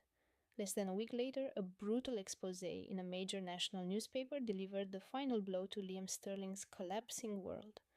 By noon, the remaining investors were calling for an emergency vote. His name was radioactive. His new Aura One campus was a monument to his shame. He was a tech mogul watching his universe collapse. From my art gallery overlooking the bay, I watched the afternoon sun reflect off the city's towers. My lawyer Julian stood with me. The board is in chaos. Good. What's the final move, Olivia? He asked. Are you sure she will vote our way? I'm positive. My old mentor Victoria entered with 2 cups of tea. What makes you so certain? A quiet smile formed on my face. Because right now she's learning that her prize mentee is a con artist in more ways than one. At exactly 2 p.m., a courier delivered a simple black envelope to Victoria Davenport's office. Inside were 2 glossy photographs and a single typed sentence. The first photo was of a unique, custom designed necklace from an artist I represented. The second was a candid shot of Chloe, his young, ambitious marketing associate, pulled from her private social media. Around both their necks was the identical, one-of-a-kind pendant, a silver locket shaped like a hummingbird. The note below it read, "He told you it was a bespoke anniversary gift, symbolizing your unique journey together, didn't he?" At 4:10 p.m., my phone rang. It was Victoria. Her voice was ice. Every reporter in San Francisco is about to learn his name. But before I reveal who provided the career-ending, soul-destroying proof, the one person Liam was certain he controlled, leave a comment. Who do you think delivers the final devastating blow? I'm curious to see your theories. As a quick note, this story is a work of fiction meant to explore the complexities of betrayal. If you find themes of intense deception upsetting, this might be a good place to stop. For everyone else, let's get to the conclusion. Where are we meeting? Ava's text was sharp, a digital embodiment of her fury. People say a woman scorned is a dangerous thing. Marcus was about to learn that lesson firsthand. I chose a quiet steakhouse in downtown Denver, the kind with dark wood and servers who moved like ghosts. Liam was already there, his legal pad sitting beside a glass of ice water. I arrived at 8:30 as a cold sleet ticked against the windows, smearing the city's lights. The restaurant was nearly empty. A pianist played something slow and sad. A couple of businessmen talked low at the bar. I joined Liam and ordered 2 club sodas. Ava walked in at 8:45, her composure a mask of ice. Her anger wasn't loud, it was a cold, precise thing in her eyes. She wore a charcoal gray power suit, the fabric itself seeming to radiate authority. Her typical easy smile was gone, replaced by the grim focus of a surgeon before a difficult operation. She sat, placing her leather tote on the table. "You found the wire transfers," she said flatly. "I did? How long did you suspect something was off?" "2 months. I hired an accounting firm. They dug into every transaction. Every invoice from his consultant was routed to a personal account." Her hands were clenched tight around her phone. Why come to me?" I asked, keeping my voice low. "Because he used the same shell company to defraud my last client. Now he's using your family's capital to destroy your life. We could be very helpful to one another." "I would never get in bed with a rival developer. You don't have to like me, Ava. You just have to hate what he did more than you dislike me." She was silent, her eyes darting from Liam to me. She hadn't touched her soda. I loved him, she whispered. When he pitched the Aspen Resort project to my family's investment group, I bought every word. He showed me inflated profit projections, forged letters of support from city officials. He claimed you were trying to sabotage the deal. He said you were jealous. And you believed him. He was the father of my child, she snapped. I was pregnant. I wanted to believe in the family we were building. I kept my expression perfectly neutral. Ava discreetly dabbed the corner of her eye. He said he needed my family's land portfolio as collateral for the construction loan. Just as a formality, he'd said, just to show the bank he had the backing. He promised it was all for their future, for their daughter. A cold knot formed in my gut. So you gave him control. Yes. Her eyes met mine, a single angry tear finally escaping and tracing a line down her cheek. I helped him build this entire company, and he was with her the whole time. Her voice broke. I leaned back. I had expected denials and accusations. I had not expected this kind of raw, unfiltered confession. How long was it going on? I asked softly. At least a year, maybe longer. He called them late night planning sessions. He said they were meetings with potential buyers, and I just smiled and brought him coffee and played the role of the perfect, supportive wife. Because I'm an idiot. You are not an idiot, Ava. You were manipulated by a master of the craft, she laughed. A bitter, sharp sound. That doesn't help me now. Liam slid a thick binder across the polished table. This is our proposal. If you file for divorce based on financial fraud and provide our firm with your evidence, we will cover all your legal costs. We will ensure you are the primary beneficiary when we force his company into bankruptcy. Ava's eyes widened. Bankruptcy? You have a daughter, correct? A little girl? She just stared, her breathing shallow. How did you know? I know everything, Ava. With our help, you can secure her future. You can build your own empire from the ruins of his. What happens if I say no? Then you fight him alone. His legal team will drown you in paperwork. They will say you violated the prenup and drag your name through the mud. By the time they're finished, your daughter will be in kindergarten, and your inheritance will be gone. She reached for the binder, her hand trembling. How can I trust you? I looked her straight in the eye. 10 of us were in the conference room, 6 from my team, and 4 of Marcus's people on the video screen. My attorney David and I sat at the end of the mahogany table. David stood and calmly laid out the evidence. The diverted capital, the fake invoices, my signed statement, and the forensic accountant's initial findings. When he finished, the room was completely silent. Then David stood again. He turned on the large monitor and shared the screen. It was an expense report. The funding for that new tech incubator was supposed to go to servers and equipment, David said, his voice even. Instead, Mr. Croft spent nearly $500,000 on a down payment. He spent it on what? One of the investors asked, leaning into his microphone. Isabel then unlocked her phone and slid it onto the center of the table. On the screen was a social media post from a very private account.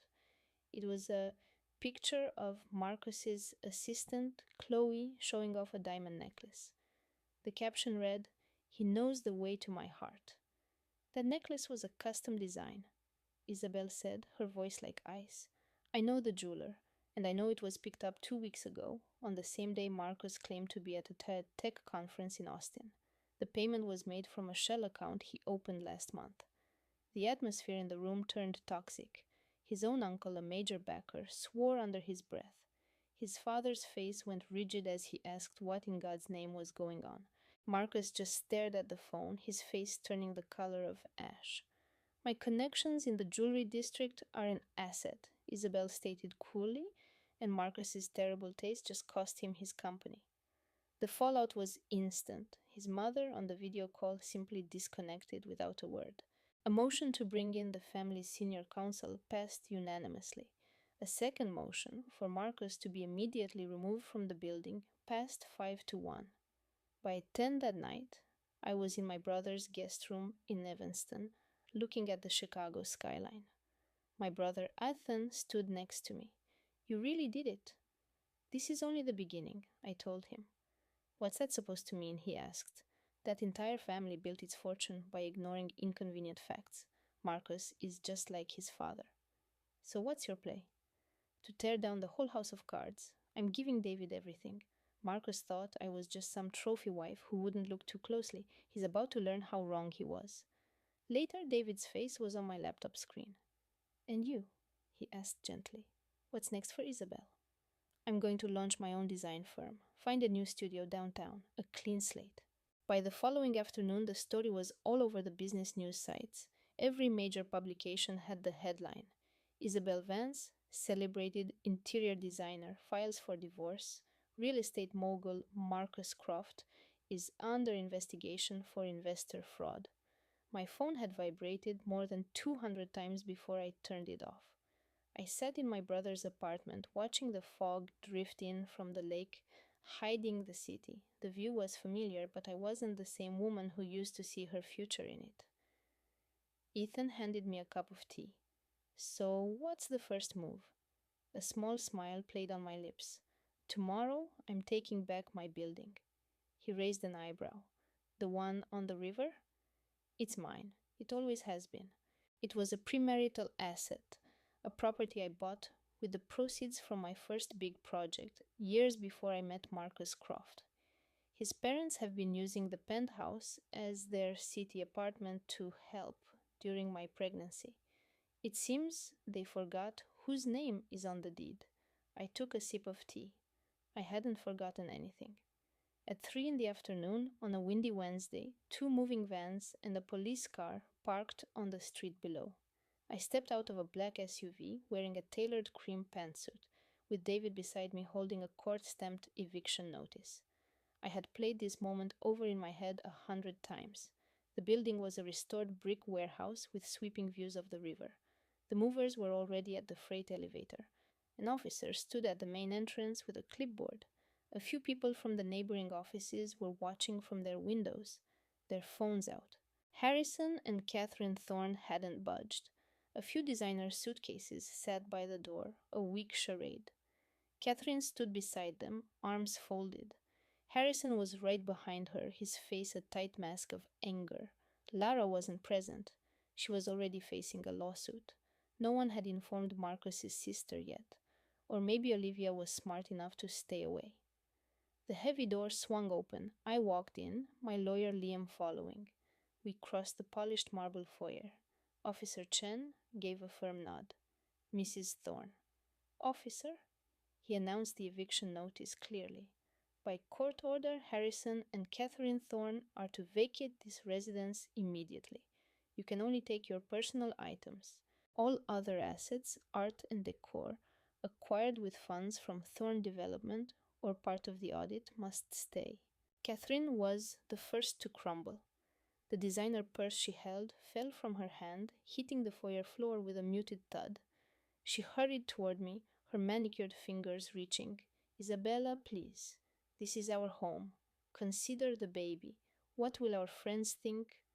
I walked past her silent. I never faltered. I didn't look at her. I acted as if she wasn't there.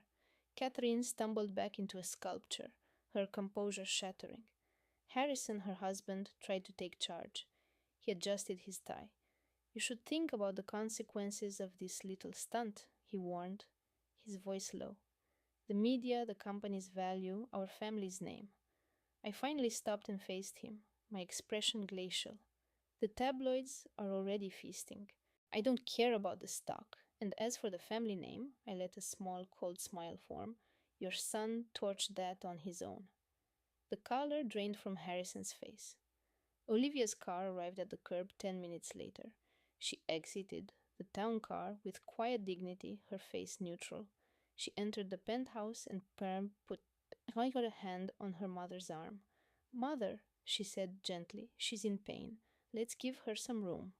Catherine looked at her daughter, her face a wreck of tears and smeared makeup. Olivia, you need to reason with her. Make her see sense. Olivia's gaze found mine across the room.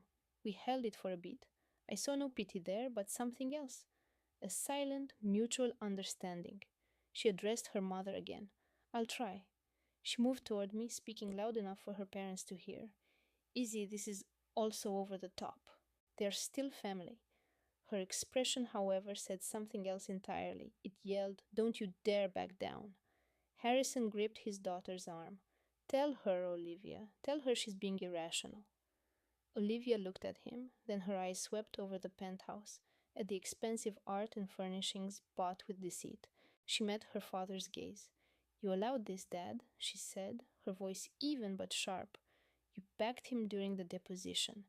You let Marcus lie about everything. You made your choice." She pulled her arm from his grasp and turned away. Catherine moved from the wall. She picked up her bag from the floor and headed to the private elevator. She pulled out her phone to call a ride. Harrison shouted, "Catherine, where on earth are you going?" She didn't look back. Somewhere with a shred of decency. The elevator came 3 minutes later. Catherine entered, and the steel doors closed. The project was due by 5. Isabella knelt on the rug in the nursery, adjusting a monitor on a new smart crib.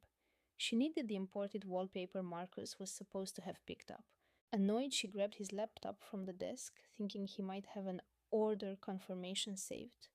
When she opened it, a file from a high-end design firm caught her attention. LV Private Residence. A chill went down her spine. She didn't recognize the Beacon Hill address. Her hands shaking with a sudden fear, she searched the firm's name. Their recent social media post featured a rising star designer, Lara Vance, Marcus's talented new hire, in a lavish apartment with a rare custom chandelier. The caption read, "Our one-of-a-kind starlight fixture at home with the amazing Lara Vance." A sharp, angry kick from within her stomach made her gasp. An hour later, Marcus came in, smiling about a $20 million deal he'd just closed. He went to kiss her, but she pulled back. His smile vanished. "What's wrong, sweetheart? Is the baby okay?" She held up the laptop, showing Lara's beaming face on the screen. His face went pale. He stepped back, stuttering. That's a professional courtesy, a client development perk." His normally confident gaze avoided hers. "It's not what you think." He began to deflect, saying she was violating his privacy, that her pregnancy hormones were making her paranoid. "How could you go through my private files?" Her own composure finally broke. "You did this," she whispered, her voice trembling with cold rage.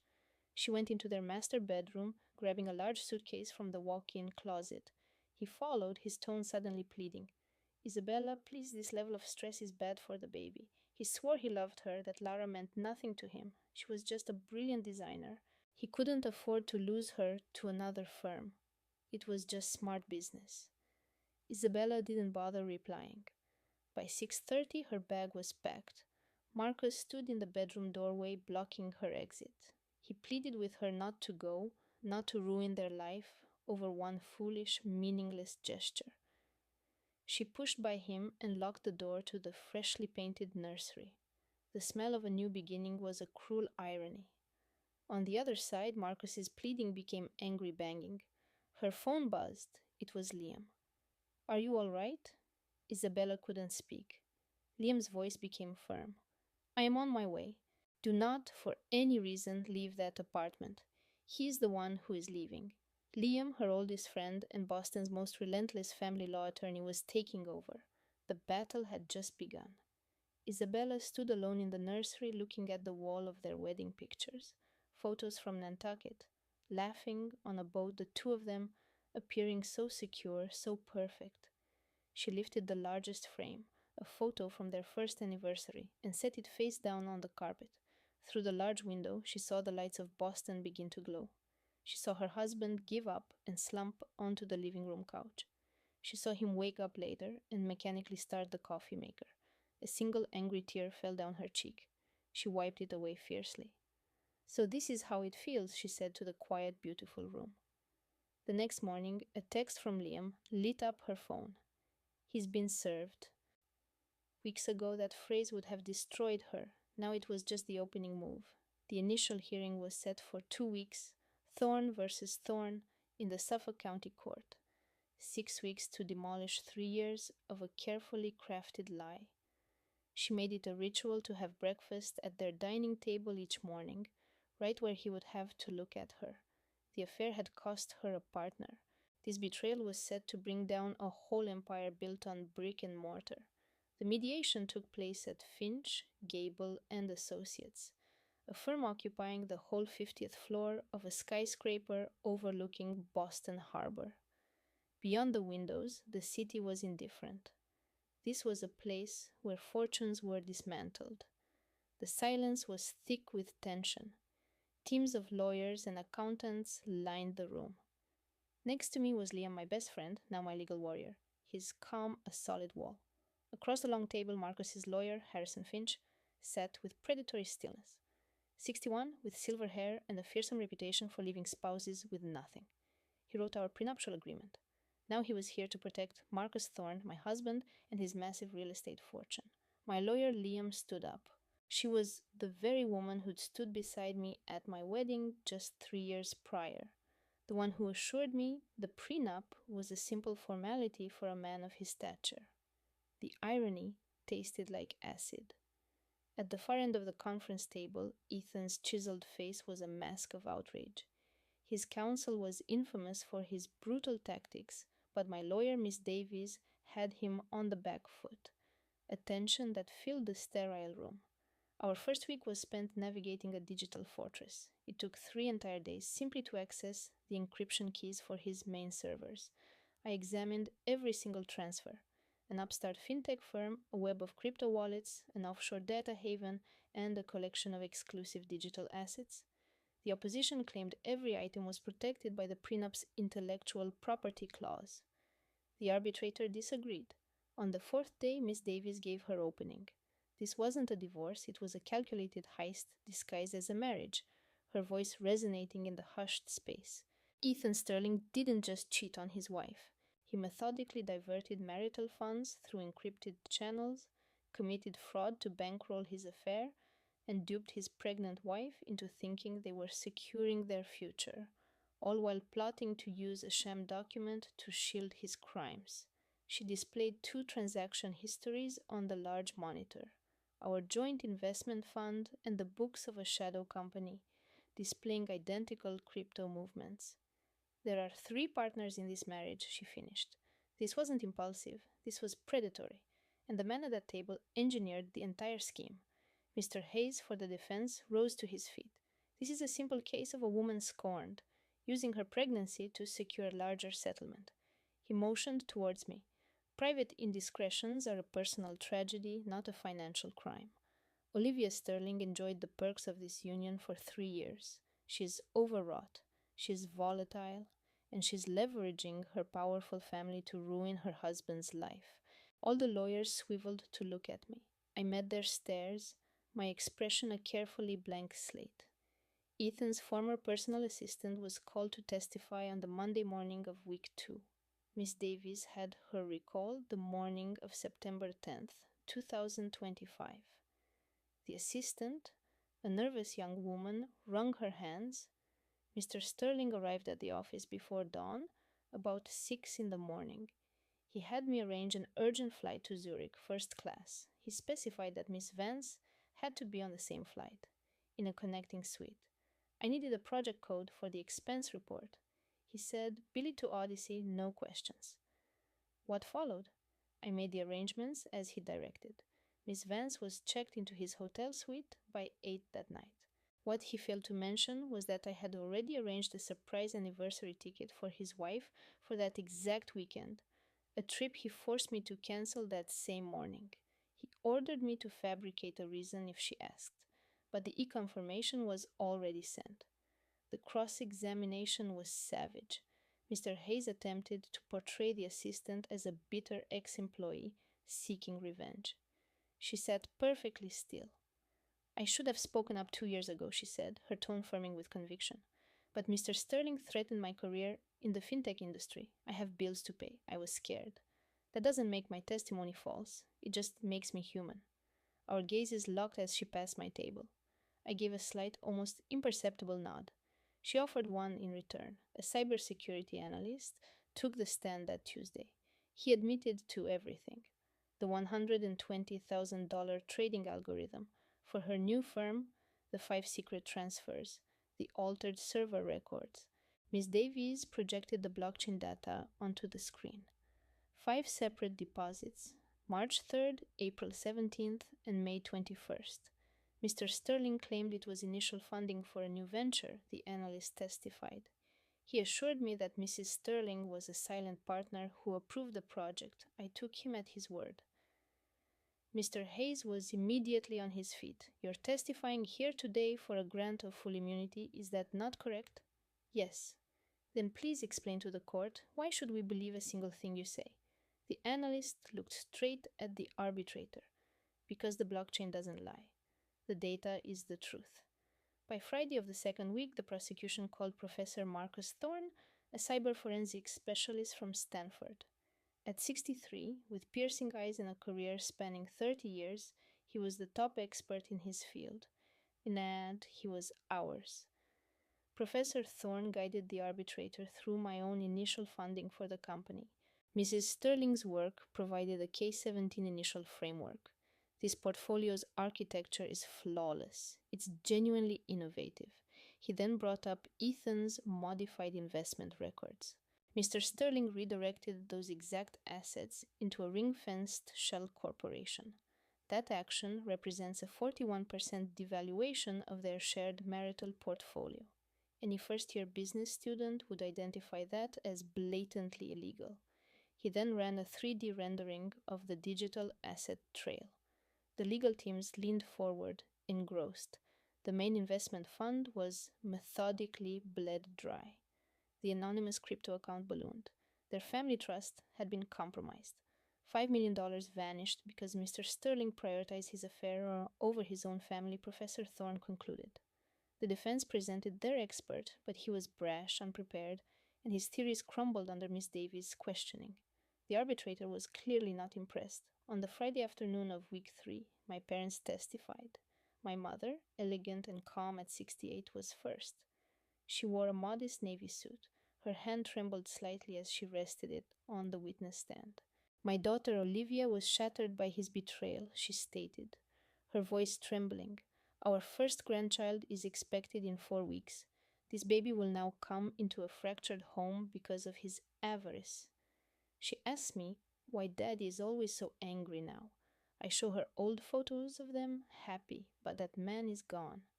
She fixed her eyes on Ethan. You stole her own childhood from her before she even had a chance to live it. My father spoke next. My daughter is 33 years old, he began, his voice strained. She was creating a life, a future. His other woman still posts pictures online with the rare watch he bought her. She parades it for the world to see. She feels no remorse. My closest friend Maya was the final witness that day. My client was his full partner, she said, addressing the arbitrator. She invested her soul in that business. She was never meant to find out. It was a complete accident, a travel confirmation for his Zurich work trip that was mistakenly forwarded to her email. The room fell silent. Ethan continued to stare down at the polished wood of the table. He refused to look at anyone. He wouldn't meet a single gaze. I allowed one tear to trace a path down my cheek. It was the first crack in my composure since the proceedings started. My father handed me a handkerchief. I patted my eyes dry and continued to watch. The 4th week was for Sienna. The 5th week was for the forensic team to outline the full scope of his financial deceit. But it was week 4 that I had both awaited and feared. Week 4, when Sienna Vance would have to account for her choices. That Monday, Sienna Vance was called as a witness. The blood drained from Ethan's face. Sienna wasn't just there to confess to an affair. She was about to light the fuse on the entire scheme to embezzle millions in joint assets. Each word she spoke would be another rivet popping from the hull of his career. Sienna took the stand on Monday afternoon during the 4th week. She was dressed in a stark charcoal suit, her blonde hair pulled back in a tight bun. She never glanced at Ethan, who seemed paralyzed at his table. She spoke only to the arbitrator. The prosecutor, Mr. Harris, began.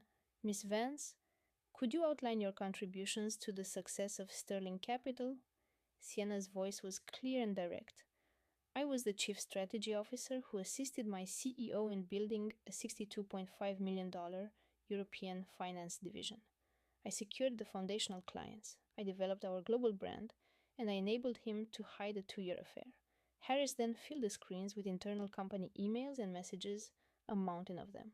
Sienna guided the room through the secret ghost fund based in Liechtenstein, the offshore servers that hid their transactions, and the fake consulting firms in the Caymans that funded their vacations and extravagant gifts. Then Miss Davies put a Slack message on the monitors sent 2 months before my delivery date. From Sienna Vance to Ethan Sterling. Subject the Olivia factor. We need a strategy for your wife. Her prenup entitles her to a portion of the algorithm. She's far too sharp to sign that away. We need a final solution. Ethan's response was terrifyingly brief. Handling it, trust me. A low murmur rippled through the courtroom. Ethan's lawyer stood for his cross examination. You're testifying today for a reduced sentence in your own pending fraud case, correct? Yes. And you also learned he was seeing other women, not just you. So this is a personal vendetta, isn't it? Sienna met the lawyer's gaze without flinching. It's both, but my motivation doesn't alter the evidence. The jury was wrapped. Ethan was called to the stand on Tuesday of the fifth week. He wore a grim charcoal suit. His hands were steady as he was sworn in, but I saw a small nerve twitching in his jaw. Mister? Clara's attorney had her brother, Leo, detail the digital breadcrumbs and fabricated asset reports. Leo explained it all with the cold precision of a forensic accountant. Then Mr. Chen asked, when did you suspect your brother-in-law was planning to defraud your sister? Leo paused, his gaze finding mine. About 3 weeks before we exposed the fraud. What was the trigger? Leo presented a file to the mediator. I recovered Marcus's personal schedule from a supposedly wiped hard drive.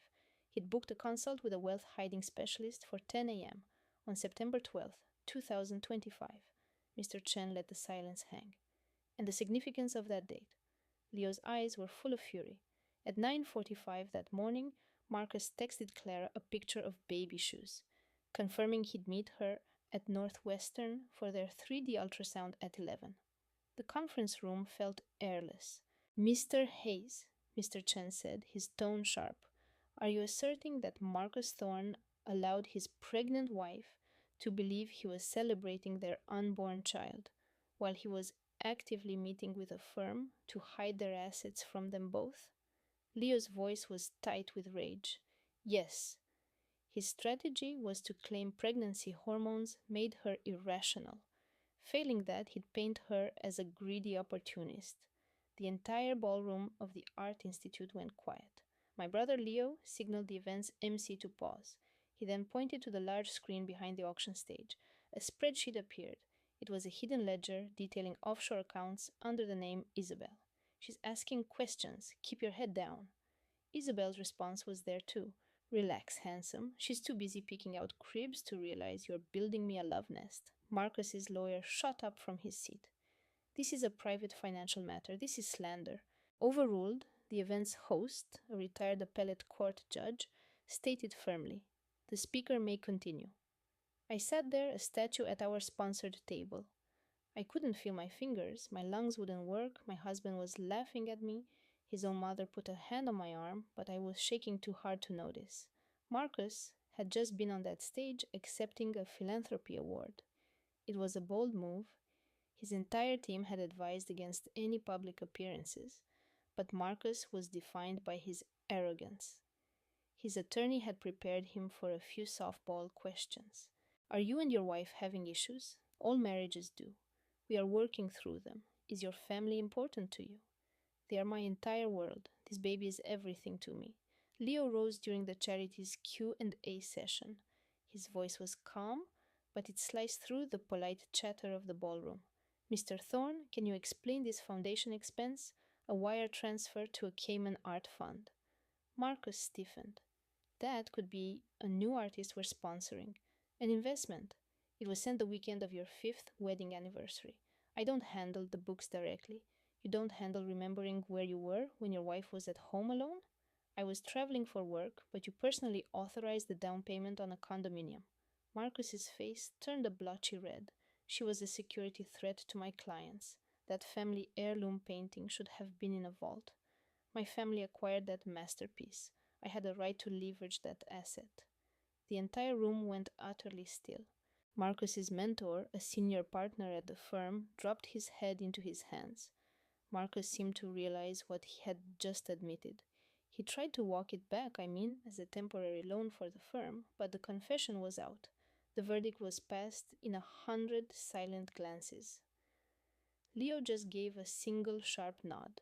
Marcus Thorne wasn't just having an affair, he had committed theft, a year-long deception, and he manipulated his pregnant wife into believing she was losing her mind. Leo gestured toward Marcus. Greed and betrayal, all on display for 300 of your most vital investors and colleagues. Marcus's father made a feeble attempt to save him. He took the stage, talking about the stress of the market and how private family matters were being twisted.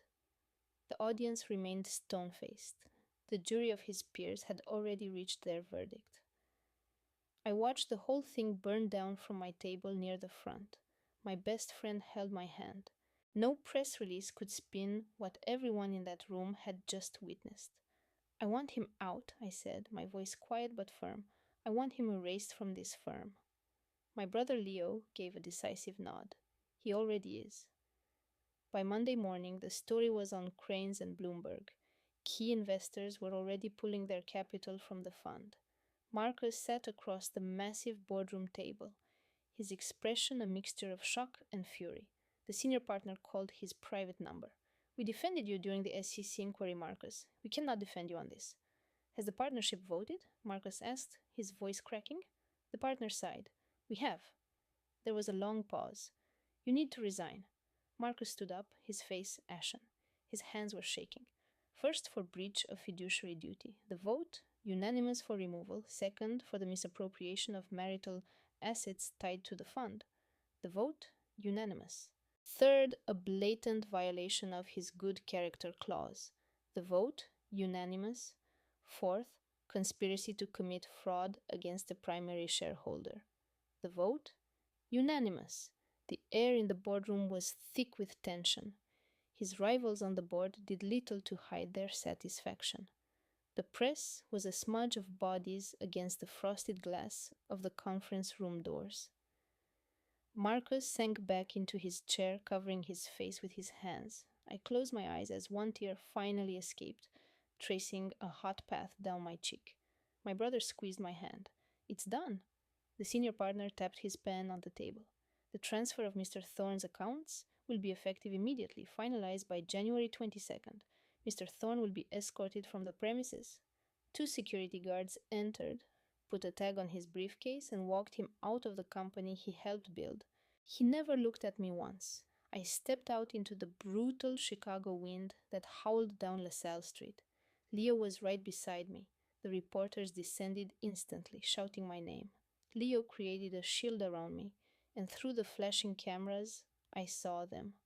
Marcus's parents, Eleanor and Richard, standing by a black car. Eleanor started toward me, her face a mask of desperation. For the first time in 5 years, I turned away from her and kept walking. The final asset division meeting was set for January 22nd. The mediator did not mince words. Mr. Thorne, you have systematically abused your position of trust for personal and malicious reasons. It would be the last time I saw Marcus as a person. The next time it would be at a deposition.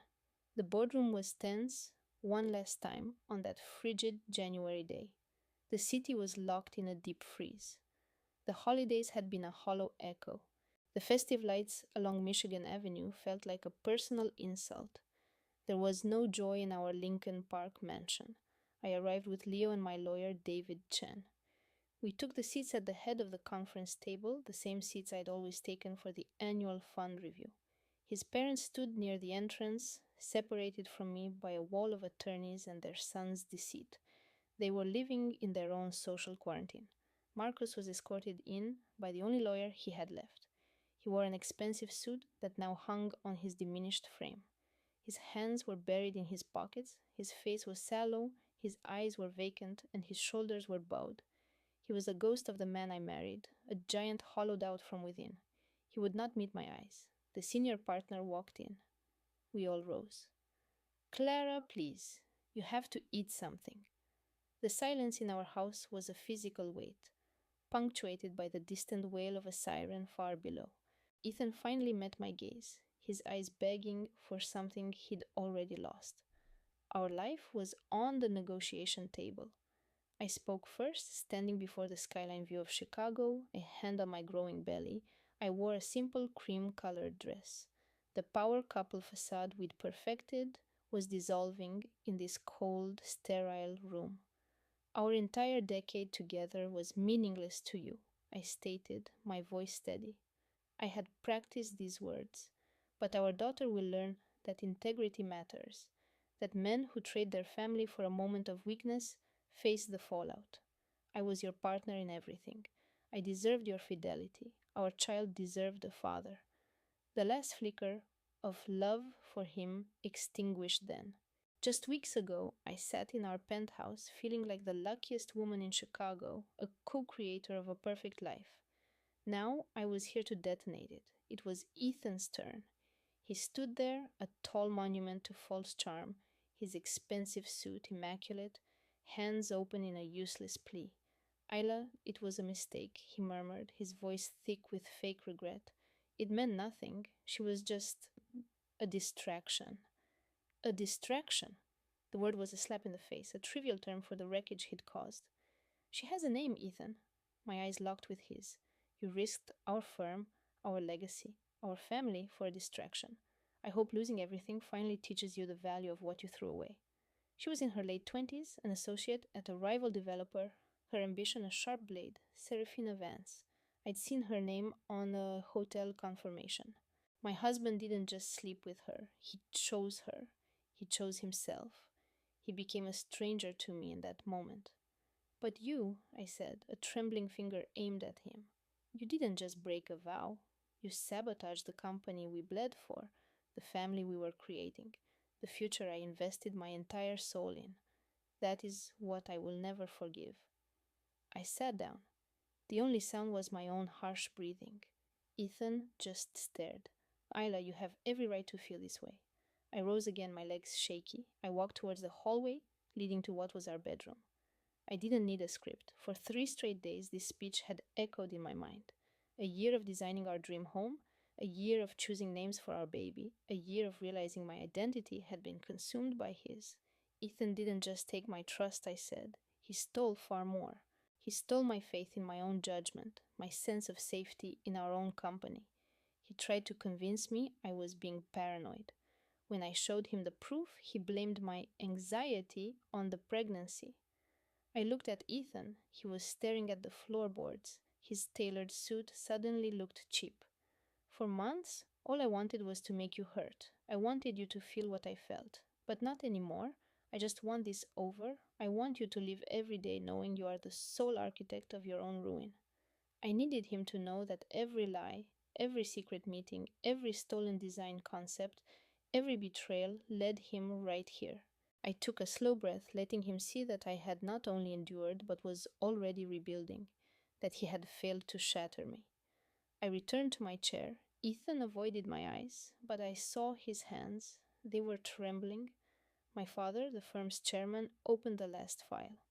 He cleared his throat and looked at his son-in-law. Mr. Ethan Cole, he began, you are a respected developer. You built a reputation on ambition and trust. You violated that trust profoundly. The livelihoods of 3 senior partners are now in jeopardy because your ego came before this firm. Your wife's health was compromised by your actions. You tried to undermine her role as lead architect.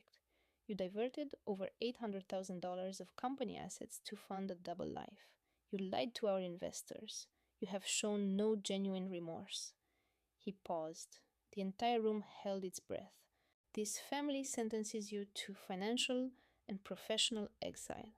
You are finished in this city. You are ordered to accept the firm's buyout of your shares for $1.2 million, accounting for the damages, and to pay $2 million to Miss Isla Vance for breach of contract and personal suffering. Ethan's lawyer jumped up. On my client's behalf, we intend to fight this. Overruled, my father cut him off.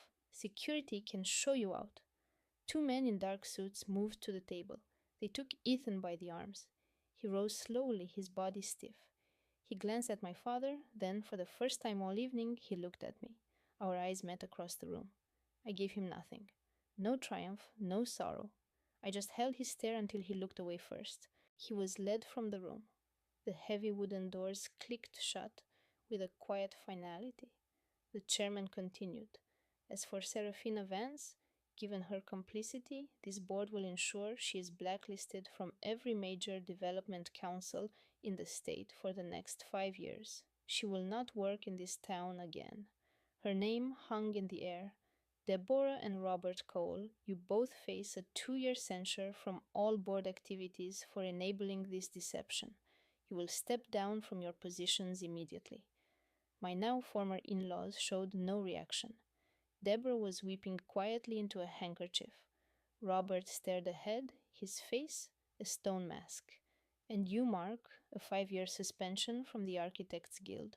You are banned from any senior design role in this state. Mark gave a single slow nod. He was escorted out. The chairman closed the binder. This meeting is adjourned. 100 hushed conversations erupted. Outside, the February wind was biting. My best friends Maya and Liam flanked me. Industry bloggers shouted my name, their camera flashes like lightning. I stared straight ahead. I would not give them a story. Then I saw them. Ethan's parents waiting by their town car. Deborah rushed towards me, her face a mess of tears. Isla, darling, this is all just a terrible, awful mistake. We never knew he was with someone else. Please, let us just talk. You had 3 months to trust me, I said, my voice empty and cold. My voice was low, icy. I had played this moment over and over in my head. You had 6 months to ask why he was suddenly taking so many solo business trips, to have a single doubt. You said nothing. You protected him. Now you have to live with that choice. Robert, his father, stepped forward. We are so sorry, we were wrong. How can we fix this? I looked at him, then at his wife. I felt nothing, not rage, not pain, just a cold, empty space where family used to be. You can't, I said. I turned and walked away, my sister and lawyer falling into step beside me. My sister looked at me. You okay? I will be. 2 days later, I was in a bright modern conference room at my lawyer's firm. Ethan was already there, seated opposite me, a stack of legal papers between us on the glass table. The final disposition of assets is here for your signature, Elena, David said gently. I accepted the pen, signed my name, and slid the paper back across the mahogany. Marcus just watched, his expression empty. You're really going through with this? He asked, his voice strained. I'm starting over, I said, my gaze fixed on the Chicago skyline. I'm creating something that's entirely mine, not built on a foundation of lies. Keep the Gold Coast penthouse, the portfolio, the whole development group. I was never attached to any of it. David stood, clearing his throat. I'll file these with the county court before they close. He patted my shoulder supportively before letting himself out. The silence in the conference room was deafening. Thank you, Marcus murmured to the now empty chair. Just try not to ruin anyone else's life, I replied, my tone flat. That evening, in my new box-filled apartment in Wicker Park, I mindlessly scrolled a food blogger's social feed on my laptop.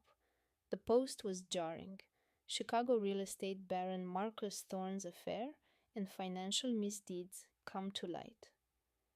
Attached was a photo of Marcus swarmed by media outside his office, and another of me, stone-faced, leaving our former building with a single duffel bag.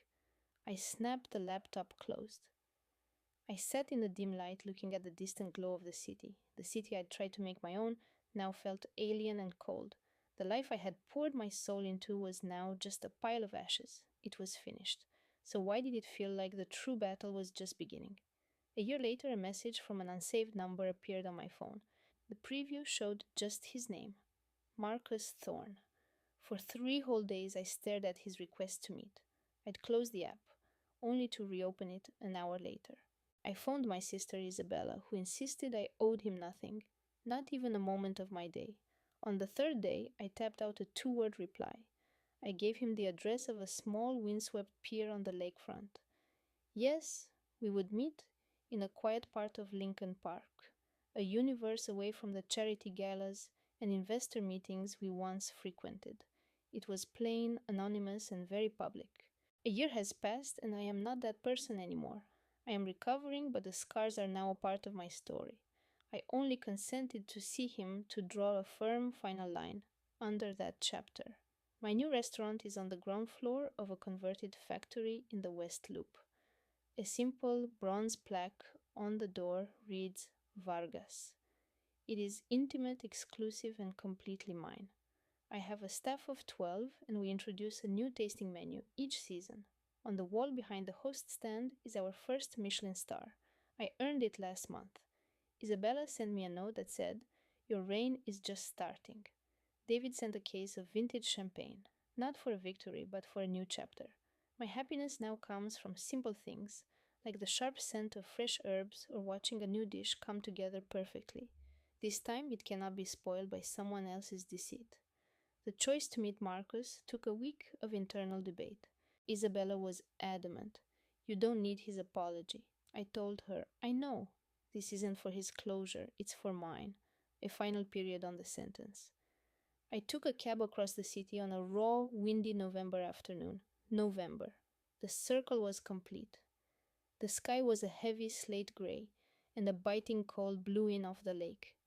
I stood at the end of the pier for 5 minutes, my hands deep in my pockets, trying to steady my breath. The park was nearly empty, filled with the sound of the wind and the distant city hum. A jogger in a bright jacket ran past. I saw him then. He was a ghost of the man I knew, sitting on bench number 9. I waited. Memories of our old life surfaced. The scent of his cologne, the sound of crystal glasses toasting, the fake smiles of people who traded their integrity for a better position. But now I was merely a spectator. Now I held all the power. I could turn around and leave at any moment. This park bench was not some exclusive country club. It was neutral territory, defined only by the gray sky and the churning water.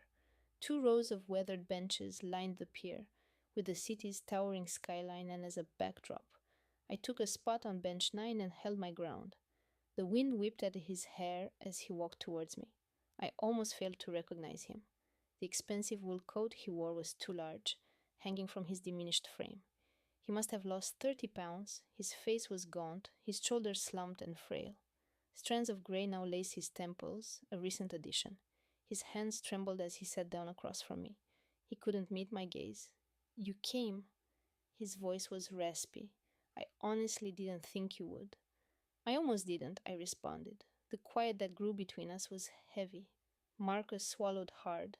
"Thank you." "Don't thank me." He stared at his own hands. The fingers that once sported a heavy gold university ring were now thin and pale. "Elena, I'm sorry. I know the word is meaningless now, but I am so incredibly sorry." I remained silent. I just let him exist in his own pool of regret. I've had a year with nothing to do but think. He drew a shaky breath. "I was so jealous of you. From the moment you sketched your first menu, you had this light, this talent that was yours alone. My father raised me to be a king in this city, but you were the real architect. I couldn't handle it. The pressure from my family, from everyone, to just keep expanding, keep acquiring, it twisted something in me." His voice cracked. "That's no excuse. I nearly ruined the lives of 3 families with my actions. I tried to ruin you," he whispered, his eyes shining with unshed tears. "I wrecked us. I wrecked everything. I'm not asking for your forgiveness. I needed to say it to you. I'm sorry. From the deepest part of my soul, I'm sorry." I was quiet for what felt like an age, watching him unravel, observing the vast, impassable canyon that now separated us. I felt no pity, I felt no anger. All I felt was a deep, chilling void. "Marcus," I said, my voice perfectly level, "I came here for one reason." He looked up, his eyes bloodshot and puffy. "There is no forgiveness. Not for you, not from me." He recoiled, as if my words had physically struck him. You didn't just waste 3 years of my life, I went on. You destroyed my chance to be a mother. Marcus looked utterly devastated. What are you talking about? The stress, the public shame, my doctors were very clear. The complications from the scandal you started. I lost the baby. I held his gaze, making him see the depth of my pain. You took our home, our circle of friends, my professional standing, and our child, and you did it all while kissing me good morning and telling me you loved me. Marcus shook his head, tears now rolling down his cheeks. I didn't know. I am not forgiving you, I interrupted, my voice like ice.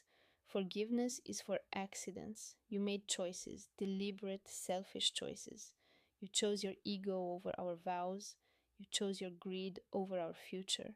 You chose your own insecurity over the lives of everyone you damaged. I leaned closer, my voice dropping to a whisper as cold as the November wind. Choices have consequences. A tarnished legacy is your consequence. Never being forgiven is mine. He stared at me as if I were a complete stranger. Do you hate me? I considered the question, then gave him the truth. No, I don't hate you. Hate is an investment of energy. I have none left to give you. You are just someone I once knew. I paused.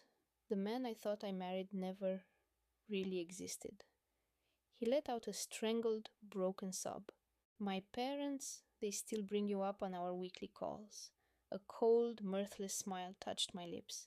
Let's be very clear. Richard and Catherine Thorne mean nothing to me. I legally went back to my own name. Vargas. 6 months ago. I paused, letting it land. The Thorne real estate empire stops with you. I heard the firm is being sold off to pay the lawsuits. That's what's left. I pushed myself off the bench and stood. Goodbye, Marcus. This is the last time we will ever see each other. Wait, he pleaded, his hands flat on the bench as he started to rise. Are you happy? I thought about his question. I'm building something authentic, something that belongs to me.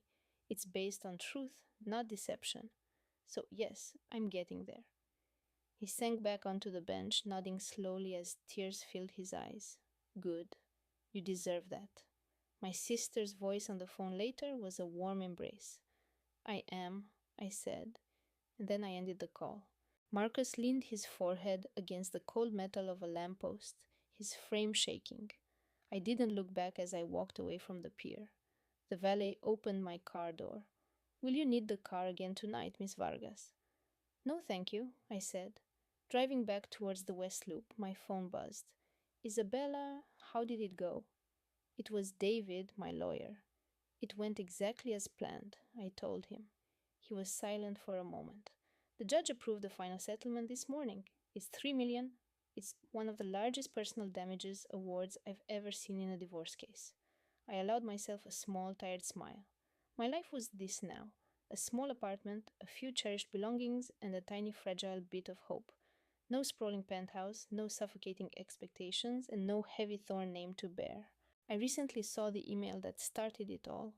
The logo for a Monaco hotel, open on his laptop. A tiny digital clue that unraveled my entire world. Ethan, Serafina, his parents. In the new life I was building, only one name mattered. Chloe. That is how I reclaim my narrative. By focusing on my truth. I'm seeing a therapist, a warm woman who deals with this kind of trauma. She is gentle, letting me process things in my own time. We don't talk much about what's next, and that feels right. I still go to my monthly prenatal checkups. My doctor says my stress levels are finally stable. She asked how it felt to see him. I told her it felt like an ending. I do not speak to his parents. Their assistant has tried to arrange a call twice. My own assistant has politely refused both times. Some things cannot be repaired. My sister brings me takeout every Friday. We laugh, we discuss the new foundation. She never mentions his name. She knows. People wonder why I refuse to forgive him. They say forgiveness is for me, not for him. I don't believe that. For me, withholding it is an act of self-defense. It's a final declaration that what he did was beyond pardon. It is how I protect the shattered pieces of my own heart. Some wounds never fade to scars. Some betrayals can't be repaired, and some people don't deserve grace. Tonight I'm staying in my brother's apartment, my current project spread across his dining table. Blueprints for the Foundation's new headquarters in the West Loop. A space for emerging female artists. A new start, a haven built by me. I want them to have a voice. I want it to be a place of creation. As I work, the lights of Chicago sparkle across the river, shimmering like a promise. My phone buzzed, breaking the quiet. A routine check in from my sister Maya. Are you okay? I typed back. I am, I swear. Okay, love you more. I set the phone down, my gaze falling on an ultrasound photo on the fridge. My thoughts drifted to the view of the San Francisco Bay from our Nob Hill apartment. It showed me a woman architecting a life that was already built on faulty code. Some deceptions don't just damage a bond, they corrupt the entire system. Certain actions define who you become. But to recover, you must decide who belongs in your future and who is forever archived in your past, and execute that choice without hesitation. For anyone listening, a partner's betrayal is a fire that incinerates the world you shared. I learned this lesson the hard way. I found three pieces of evidence in that sterile, empty home. The first was a cryptic expense report for a Project Nightingale. The second was finding the lease agreement for a luxury condo I'd never seen. The third was an email confirming that Nightingale was Isabella, a programmer from his firm. I never prayed for Ethan to return, I prayed for the will to burn it all down myself. The universe responded by forging my backbone from steel.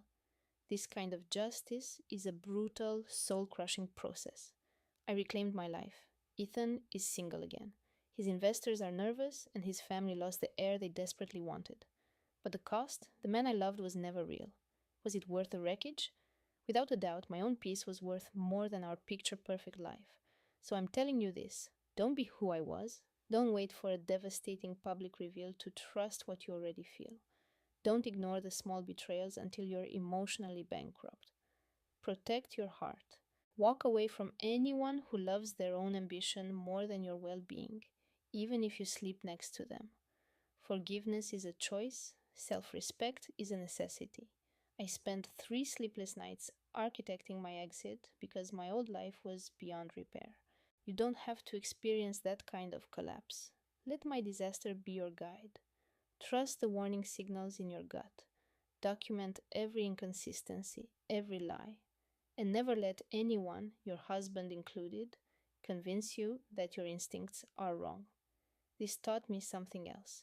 True support isn't about a last name. It's about unconditional loyalty. It's my sister Maya giving me her spare key without asking why. It's my friends who packed up my life while I fell apart. It's my lawyer who saw a powerhouse when Ethan's team tried to call me unstable. You build your real family from the people who show up in the storm. If this resonates, if it makes you reconsider your own worth and your own circle, please comment. Would you expose him publicly or would you just disappear? Share this with anyone who needs to be told they are not overreacting and not alone. And if you are drawn to intense, honest stories about resilience, justice, and rebuilding from nothing, then subscribe. Please enable notifications because the next account is even more powerful. Thank you for staying with me through this. I know it was intense, I know it was difficult, but you heard my story. That is everything. A quick note before we close. The stories presented are dramatized for reflection and discussion. If subjects of deep betrayal, relationship turmoil, or emotional distress are difficult for you, please prioritize your mental health and choose content that feels safer for you. Always take care of yourself first. Until next time, be strong, be true, and never apologize for choosing you.